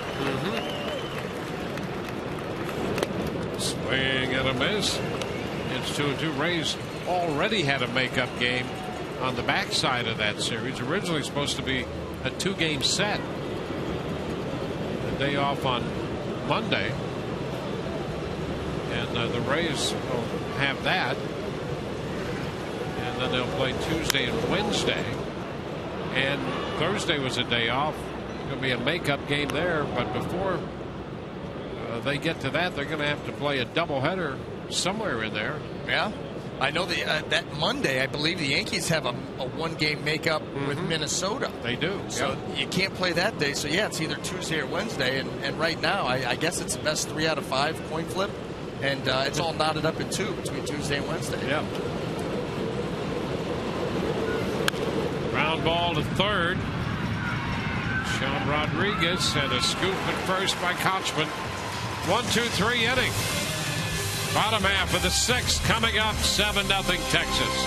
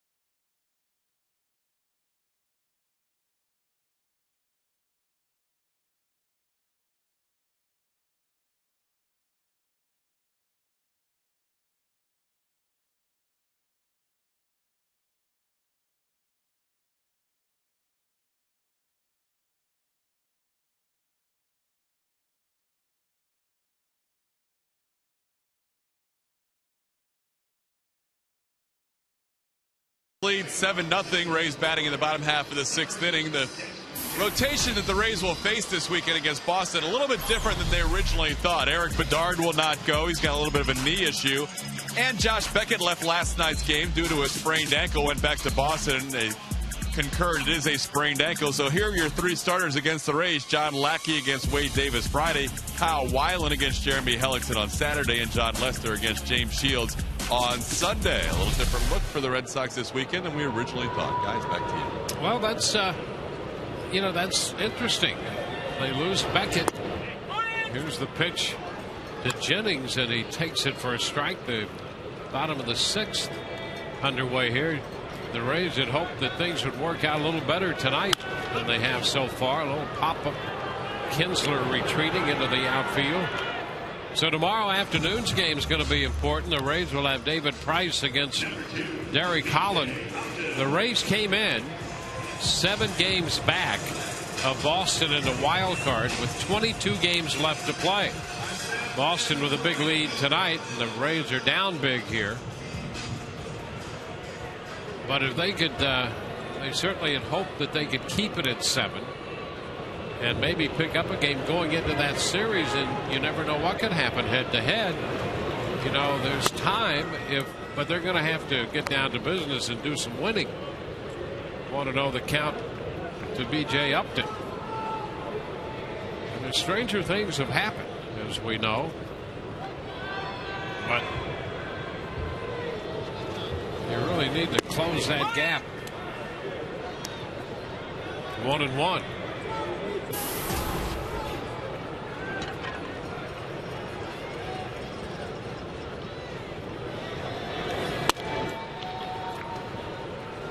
Two balls and a strike. I mean, they're getting close to that point, and we've referenced before how in 2007 the Phillies trailed the Mets by 7 games on September 12th and won the division by 1 game. How about that? Well, there you go. It can happen.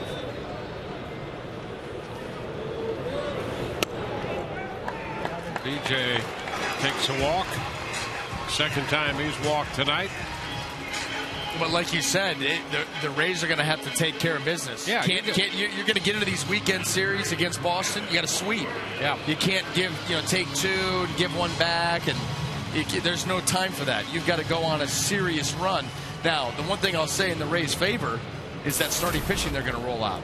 These guys, as a group, are capable of going out and dominating every time they take them out.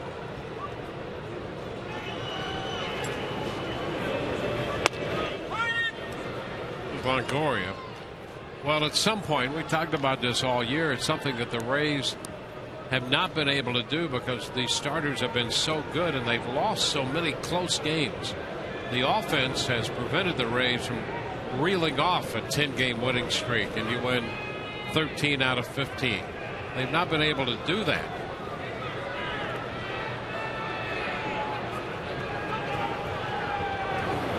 Swing and a miss. 2 strikes.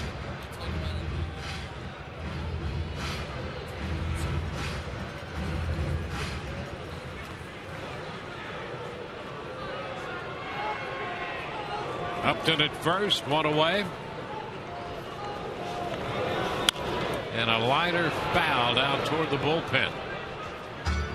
Down to still 2 strikes.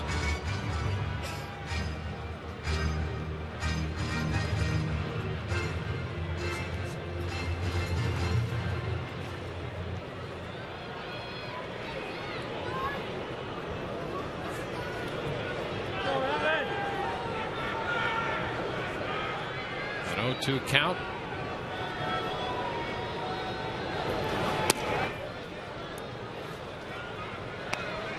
Goes away, and the count is 1-2.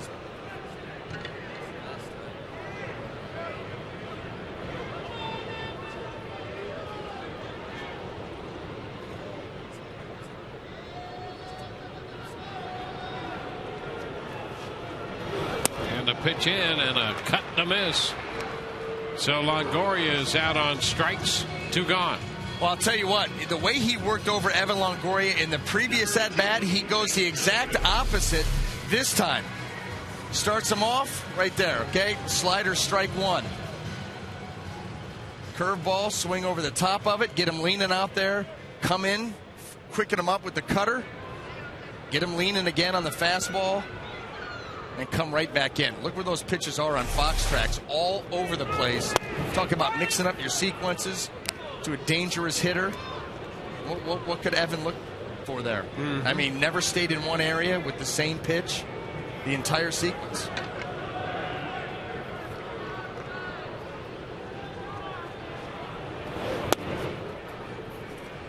Inside, it's 1-1.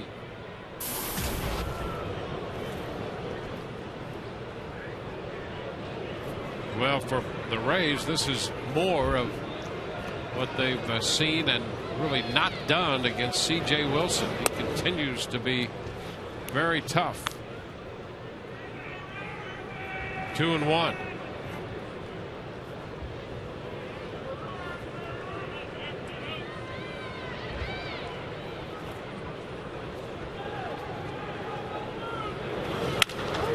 Down to third. Beltre gets the force at second on the throw to Kinsler. We're through 6, and it's 7-0 Texas.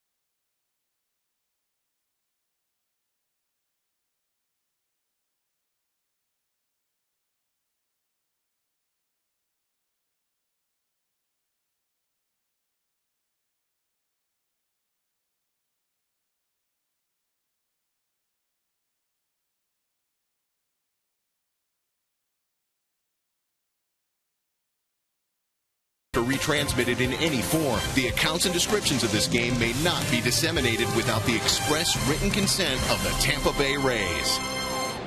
Josh Hamilton leads off and misses a slow breaking ball to start the 7th inning. Strike one. Hamilton has been on base 3 times with a walk and 2 doubles. Cesar Ramos on the hill for the Rays. Jeff Neiman charged with 7 runs in 4 2/3. Slowing away. Hamilton, Young, and Beltrade due up. Juan Cruz has started to throw. Right-hander up in the bullpen.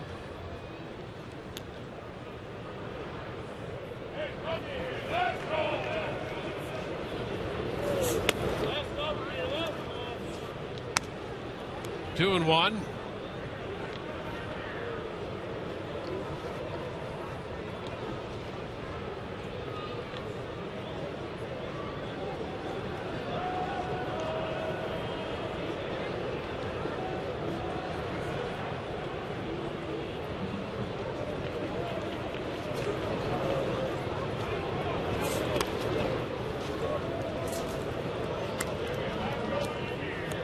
It's a 3-1 count. Day game tomorrow. We'll be with you at 12:30. David Price against Derek Holland. Matchup of 2 very good left-handers.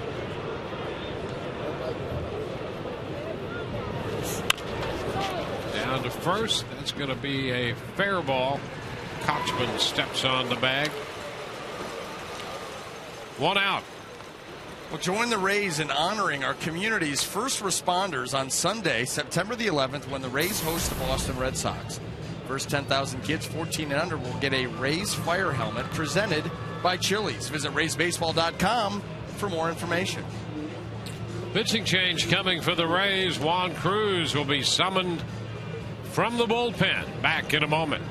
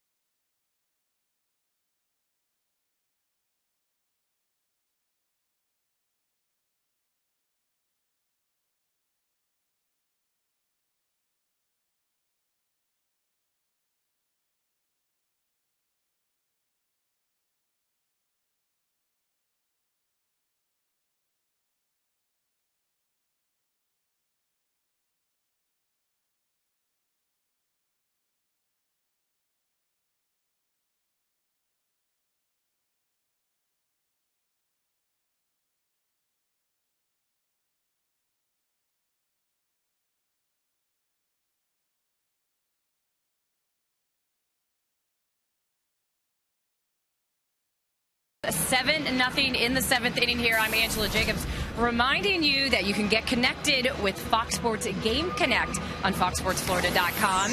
You can get all your stats, analysis following the game on the field, but also an interactive way to participate online. You can sign into your own Twitter account right on Game Connect. Tonight, fans are talking about that serious run the Rays would need. You can weigh in and say if you think they have what it takes or not. Again, that's Fox Sports Game Connects on foxsportsflorida.com. Guys, back to you. All right, Angela, thank you very much. Juan Cruz, the new Rays pitcher. 49th appearance for Cruz, and he faces Michael Young.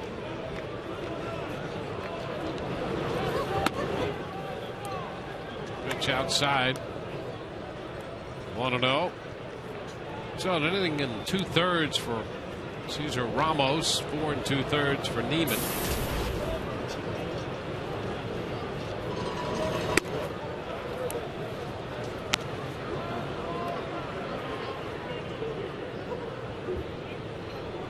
So the count.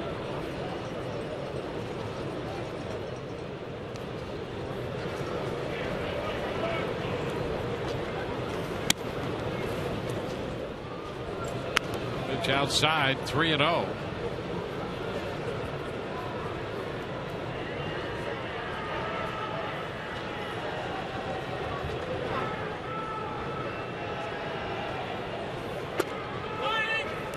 Pitch is a strike on the outside part of the plate. 3-1.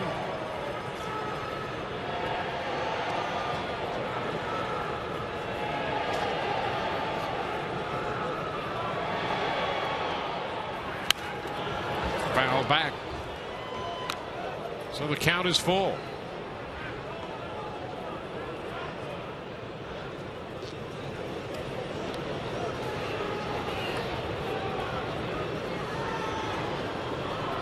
Full count to Young.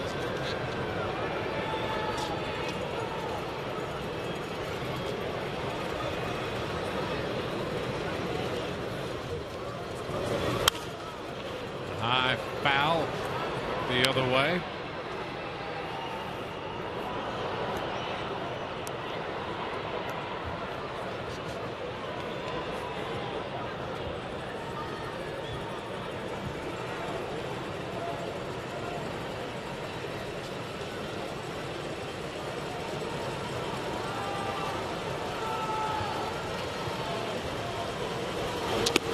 And ball 4 is outside.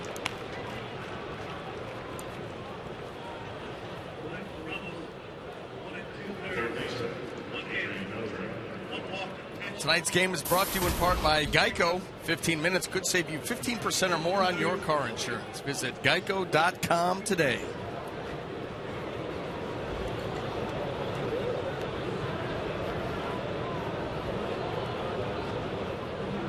So the walk to Young puts a Texas runner aboard. Adrian Beltre is the hitter. The ground ball to third. Rodriguez to Zobrist, 1 and over to first and around the horn. 5-4-3 double play. 7th inning stretch time. 7-0 Texas.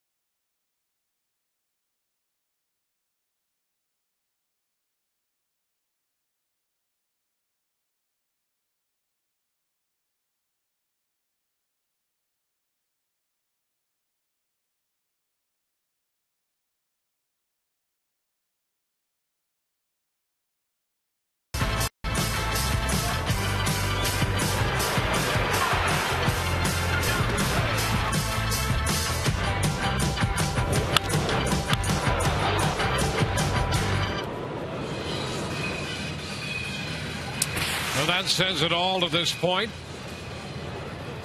This Texas offense, a run in the first, a run in the second, 3 in the third, and 2 in the 5th inning.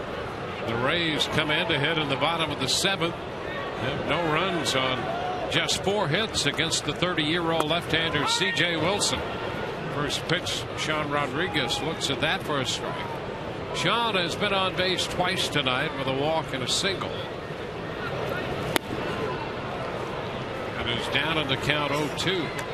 Had some nice tilt to that pitch. Yeah, and then as this game has moved on, C.J. Wilson is showing a much better mix of pitches. He's got them all involved now.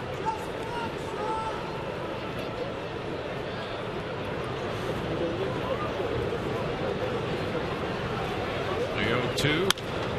It's lifted up the right side. Will carry out a play foul. Count 2 strikes. Oh, whoa, keep it out of the trash can. That's when the trouble starts.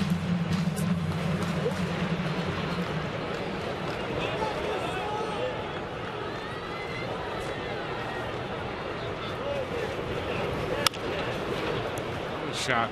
Oh, down the right side. Look out. Did that get him? I think it got him. Wow. He had the glove up there.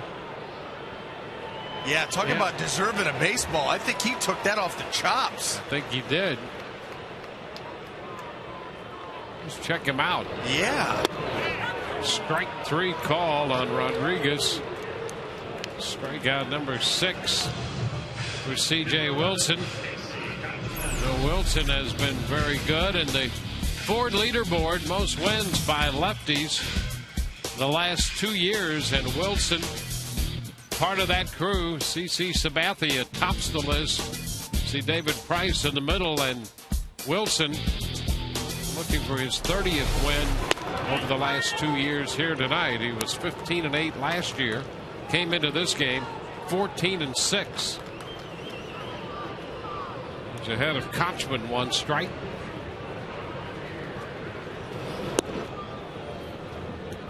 One ball, 1 strike.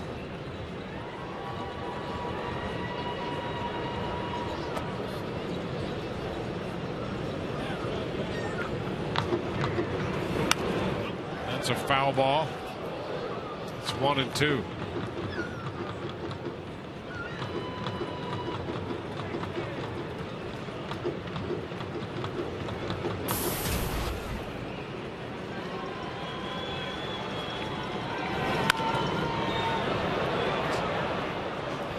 Foul the other way by Kochman.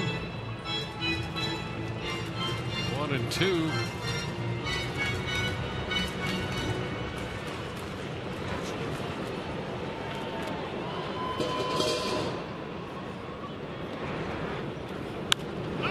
The pop up on the right side. Borland back fair now, and he makes the catch. So a strikeout and a pop out.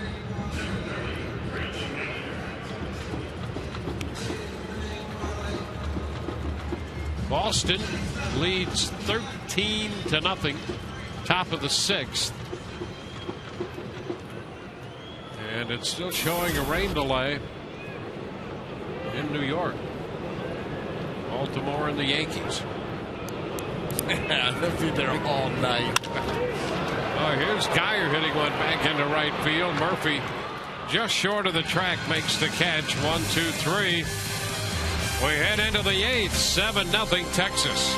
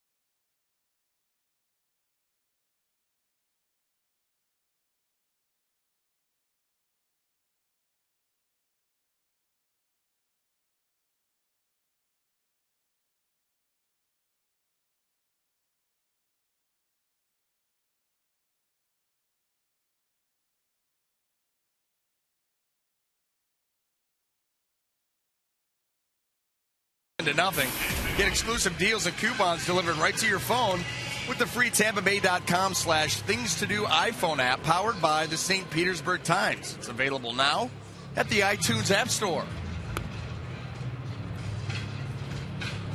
Jake McGee is the new pitcher for the Rays, their 4th of the night. Neiman, Ramos, and Cruz, and now McGee on to face Murphy. Napoli due to hit next, and then Moreland.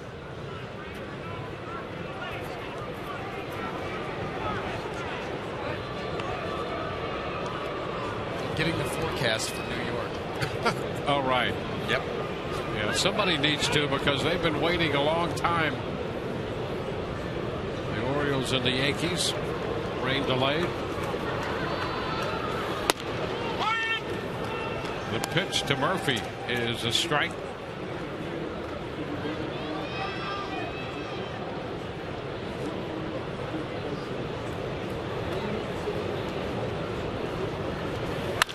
Ground ball right side, and it's past the diving Zobrist. Great effort by Zobrist there from his second base spot, and Murphy is 4 for 4.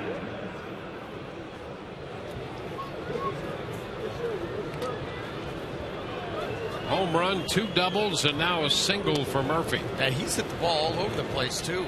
Yeah. He has indeed. And he has torched Rays pitching over his career. So Rays a hard time. He's 13 out of 25 to start the month of September.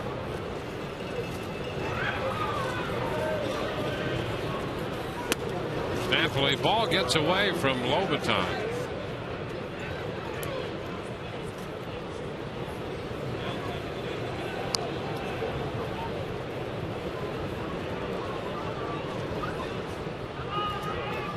Well, Nelson Cruz went down with that hamstring issue. I figure they lost him for about 3 weeks. And as soon as he went down, Murphy got red hot. Opportunity. There's a strike to Napoli. It's 1-1.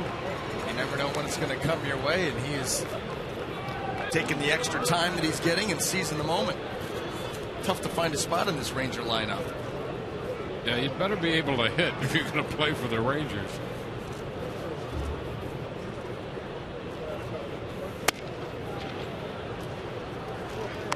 Two balls and a strike. Cruz, their leading home run hitter with 28. He's on the DL. Well, while Kinsler stepped up, he has 26 home runs, including the leadoff home run tonight in the first inning to start this game. There's a shot well hit into right center field. That will one-hop the wall. Up and plays the carom. Murphy heads to the plate. It's a double for Napoli. And the Rangers make it 8-0. We talked about this lineup being able to hit. If you're going to leave pitches out over the plate, and on top of that, make them predictable fastballs. This is what this team's going to do. And that he didn't even get all of that ball, but he's so strong. Pushes it out into right center to score Murphy.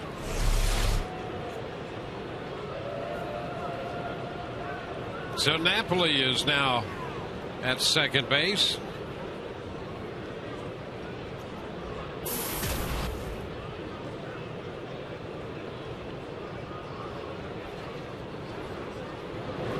Mitch Moreland in the batter's box, and he takes the pitch too low.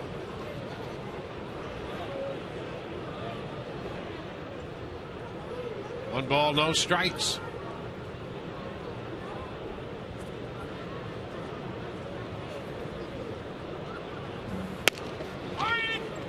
That's a strike. It's 1-1. Boy, the Yankees and the Orioles have waited so long.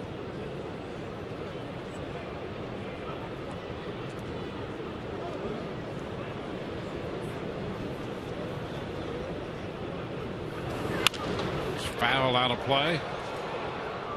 1-2.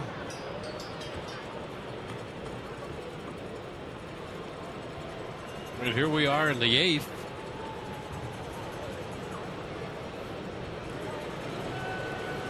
The Yankees weren't very happy with the Orioles about the weather situation and the approaching hurricane on their last trip into Baltimore.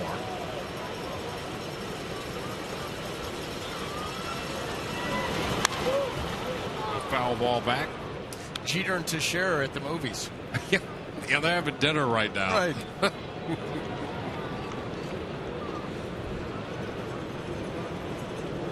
Rain everywhere. Yep. Doesn't look like they'll be starting anytime soon.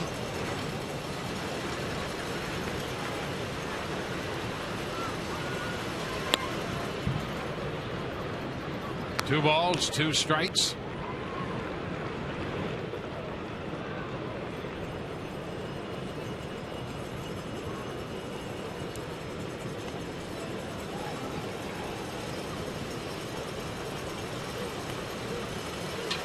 Texas scoring the 8th run of the game here in the 8th inning. Close right there with a fastball. The count goes to 3-2.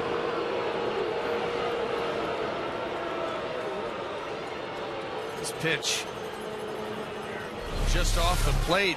Lobaton does a nice job of it. You see how he freezes that, trying to get the call from Schreiber. But we've seen he's not widening that zone for anybody. You better throw it over the plate. Foul back, and we'll see another 3-2 pitch.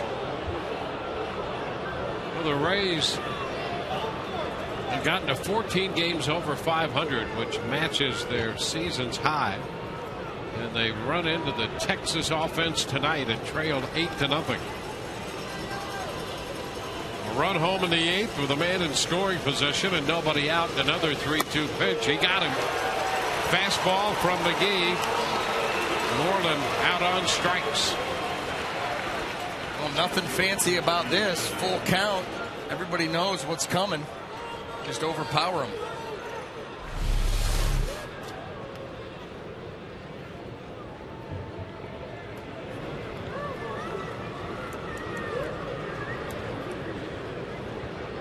Well, here's Chavez now.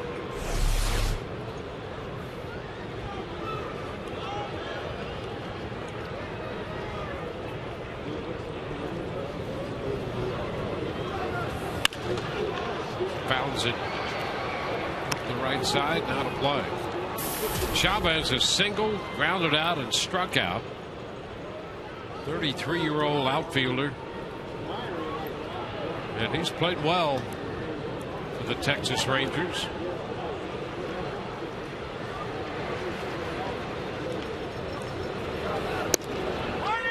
Strike at the knees. 0-2. There's the makeup call.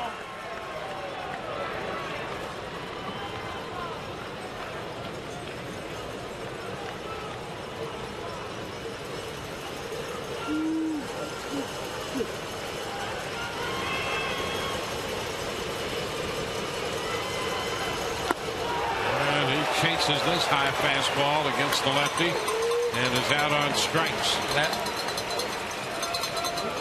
Well, if Rays pitchers strike out 10 batters in a home game, you can take your ticket stub to any Cane's furniture store and pick up a coupon for a free Papa John's pizza. Plus, while you're there, you can sign up for a chance to meet one of your favorite Rays players. Cane's, quality so good, it's guaranteed for life. Here is the strikeout. Get off me. Just get away from me, will you? It's like you're swatting at a fly in your backyard. The fall away swing. 7 strikeouts for Rays pitching. 2 gone in the 8th. Here's Kinsler. 1-0 the count. Kinsler 1 out of 4. Hit the home run to start this game. Hit a 3-1 pitch into the stands and left in the first.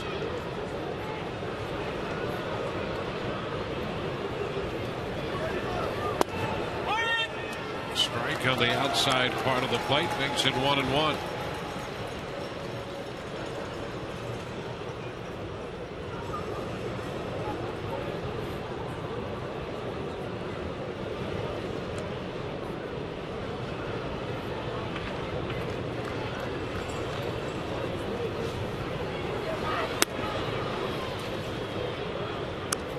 Two and 1 now.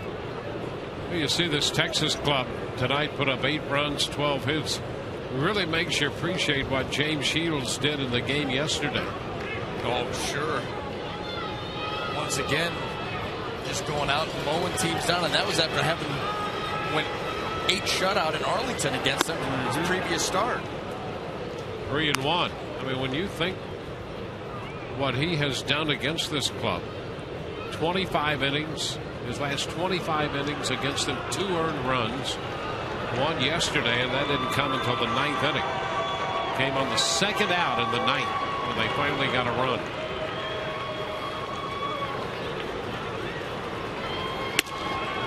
And there is ball 4. So Kinsler heads to first.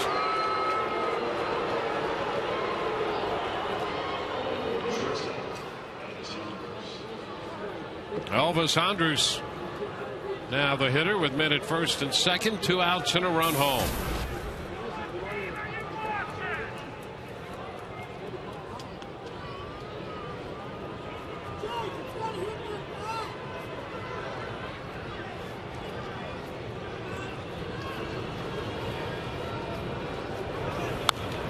A foul ball back. Texas trying to go over 500 against American League East competition. 21-21 against the East at the moment. They were 2-7 against the Yankees.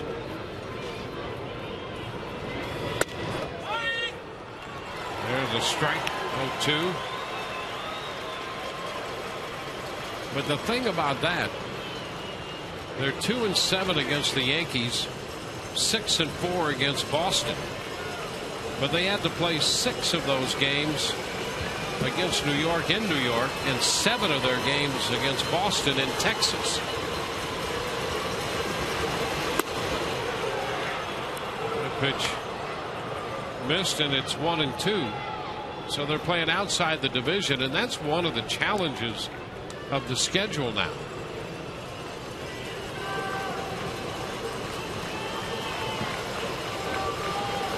One ball, 2 strikes.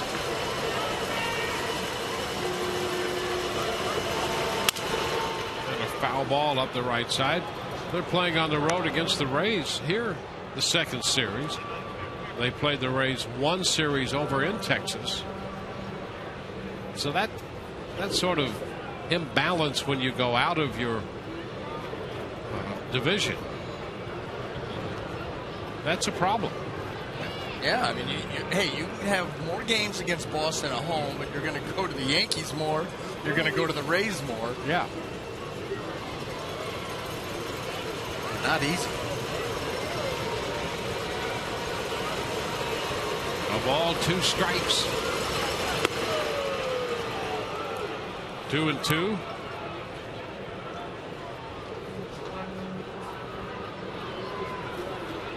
Neiman, Ramos, Cruz, and McGee. Here we are in the 8th. 2 men on, 2 men out.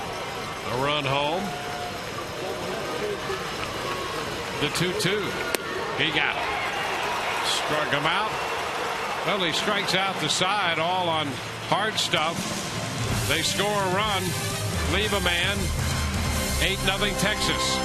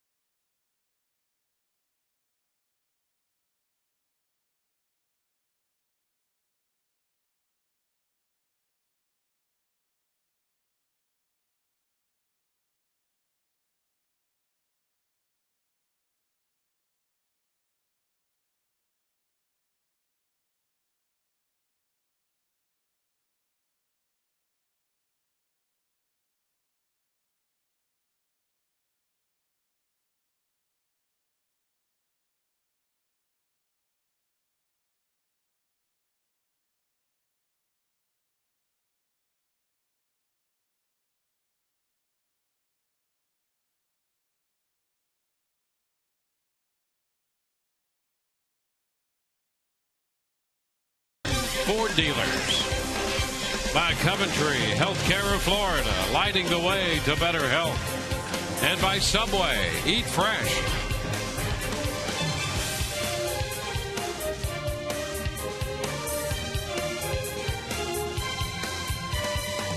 From Tropicana Field, we move into the bottom of the 8th.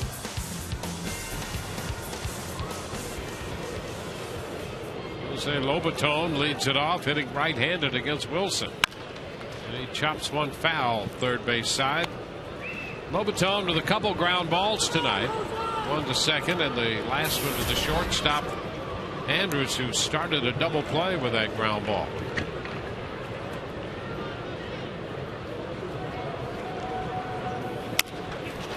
A little tap halfway to the mound. Wilson with a pickup and the throw, and Lobaton is out of there.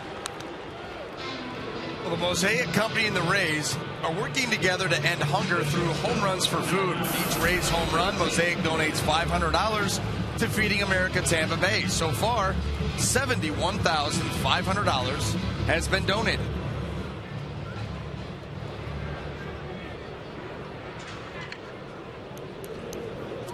Elliott Johnson. A couple of strikeouts for Johnson tonight. He pops this one foul out of play.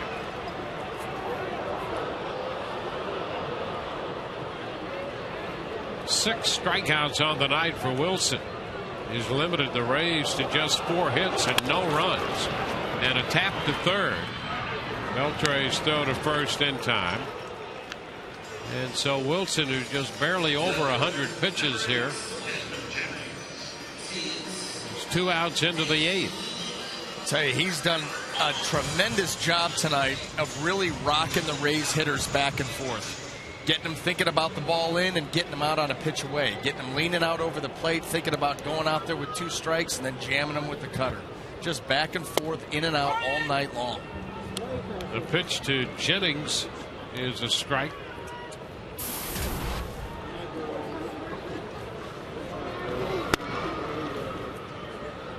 One and one.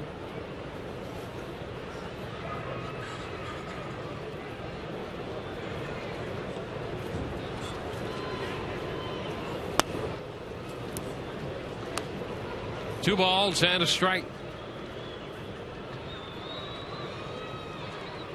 Wilson has 2 complete games this year. And is 2-2 with Jennings right now. He has 5 in his career, and he's never thrown a shutout. And he has one going here, 2 outs into the 8th. Full count now to Jennings. And he continues to be extremely tough against the Rays.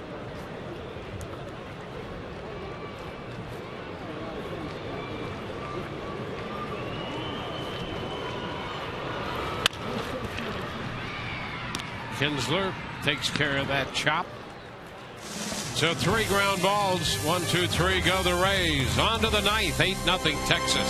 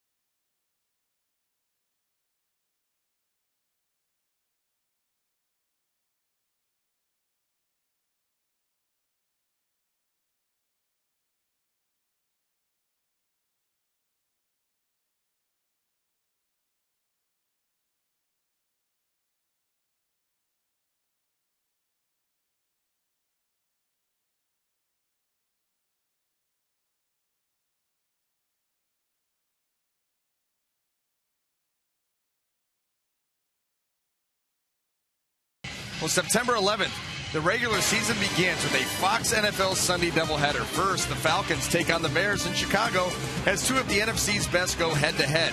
Or the Eagles battle the Rams, or the Lions Buccaneers. And then the Giants take on the Redskins in D.C., or Vikings Chargers, Seahawks 49ers, or Panthers Cardinals. Coverage begins Sunday, September the 11th with the Built Ford Tough Fox NFL pregame show at noon Eastern, 9 Pacific. Check local listings for the games in your area. Leonis Martin will pinch hit here in the 9th inning. And bat for Josh Hamilton. Pitch is inside to Martin. 1 ball, no strikes. Hamilton had a good night. A couple of doubles, a walk. Drove in a run and scored a run. He departs. Brandon Gomes is the new pitcher for the Rays and throws a strike. It's 1-1.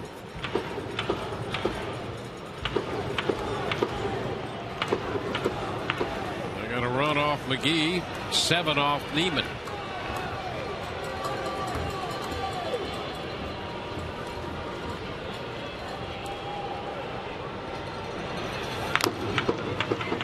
Ball, 2 strikes.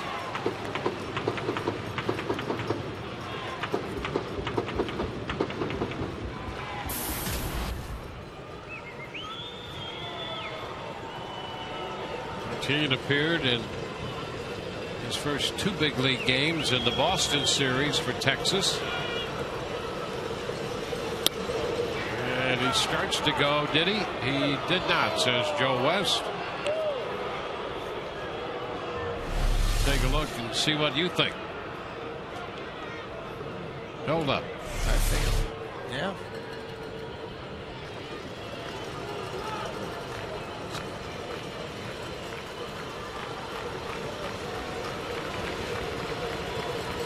Two and 2. And a big cut to miss. Martin out of there on the fastball. Well, FoxSportsFlorida.com has the latest news surrounding all of your favorite Florida sports teams. Log on for post-game coverage of tonight's matchup. Find out the way Will Muschamp is looking to improve and stay connected with Game Connect, the ultimate second screen experience for Florida sports fans. It's all on FoxSportsFlorida.com. Log on now. A lot of big-time meetings have taken place. Big Game Connect over meetings. Game Connect, Yeah. absolutely. A lot of melding of the minds. He's been right there in the middle of it, too.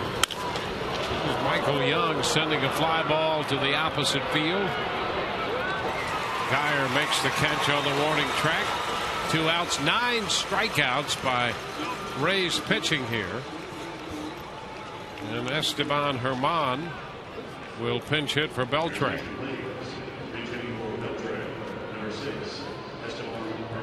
Well, you know what? If they get one more, as we go down to Canes to once again beg for our black leather chairs for the booth up here, we can at least pick up a coupon for pizza. That's right. And the crowd here recognizing with the strikeout of Martin, they're closing in on 10.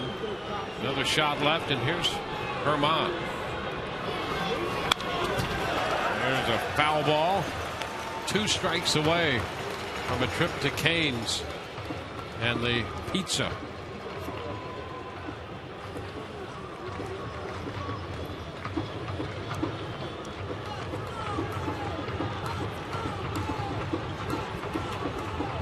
A strike. Gomes all set.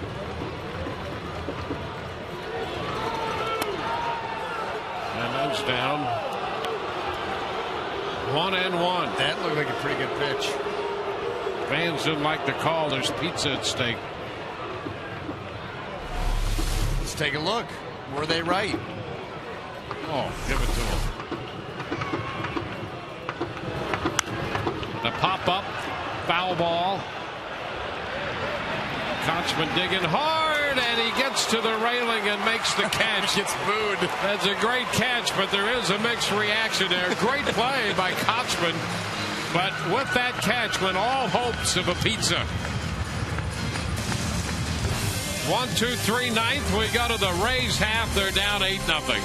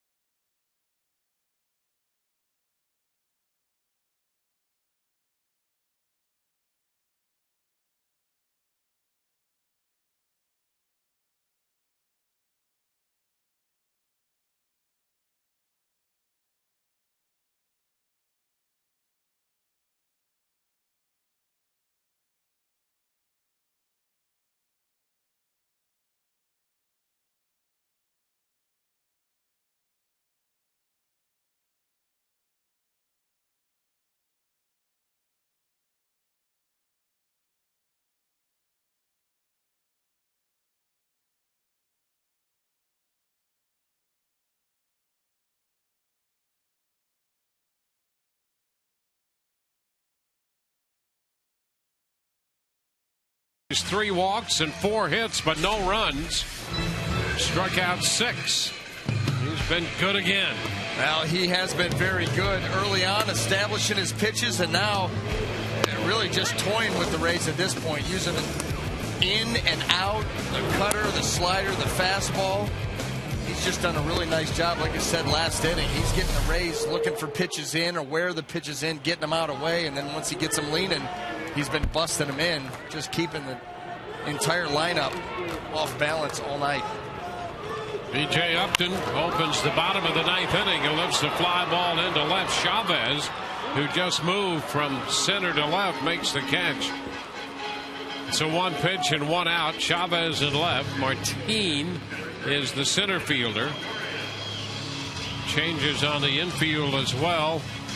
Herman stays on to play third, and Andres Blanco takes over at second base.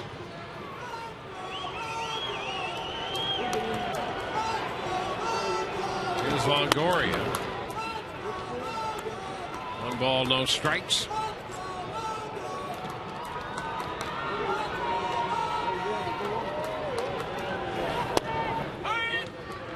There's a strike. Evan was doubled up in the first. 6-4-3 double play. Since then, he has struck out twice in a ground ball to third off the glove of Herman.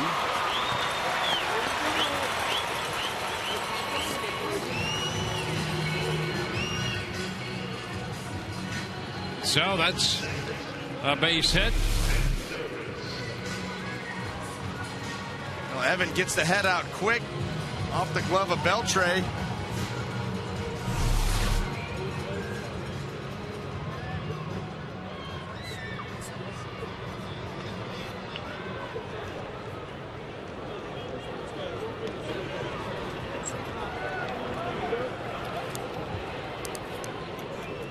Ben Zobrist pitches a strike.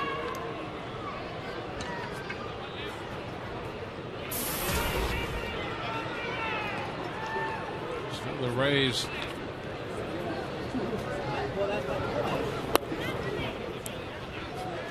one and one.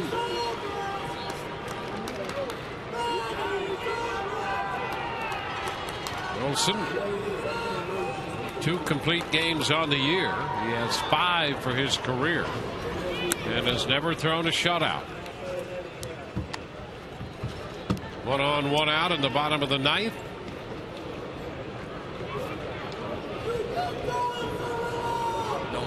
Wilson, after his 15th win.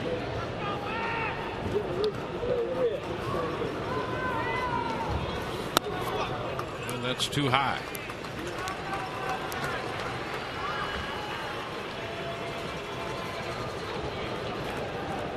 A 3-1 count.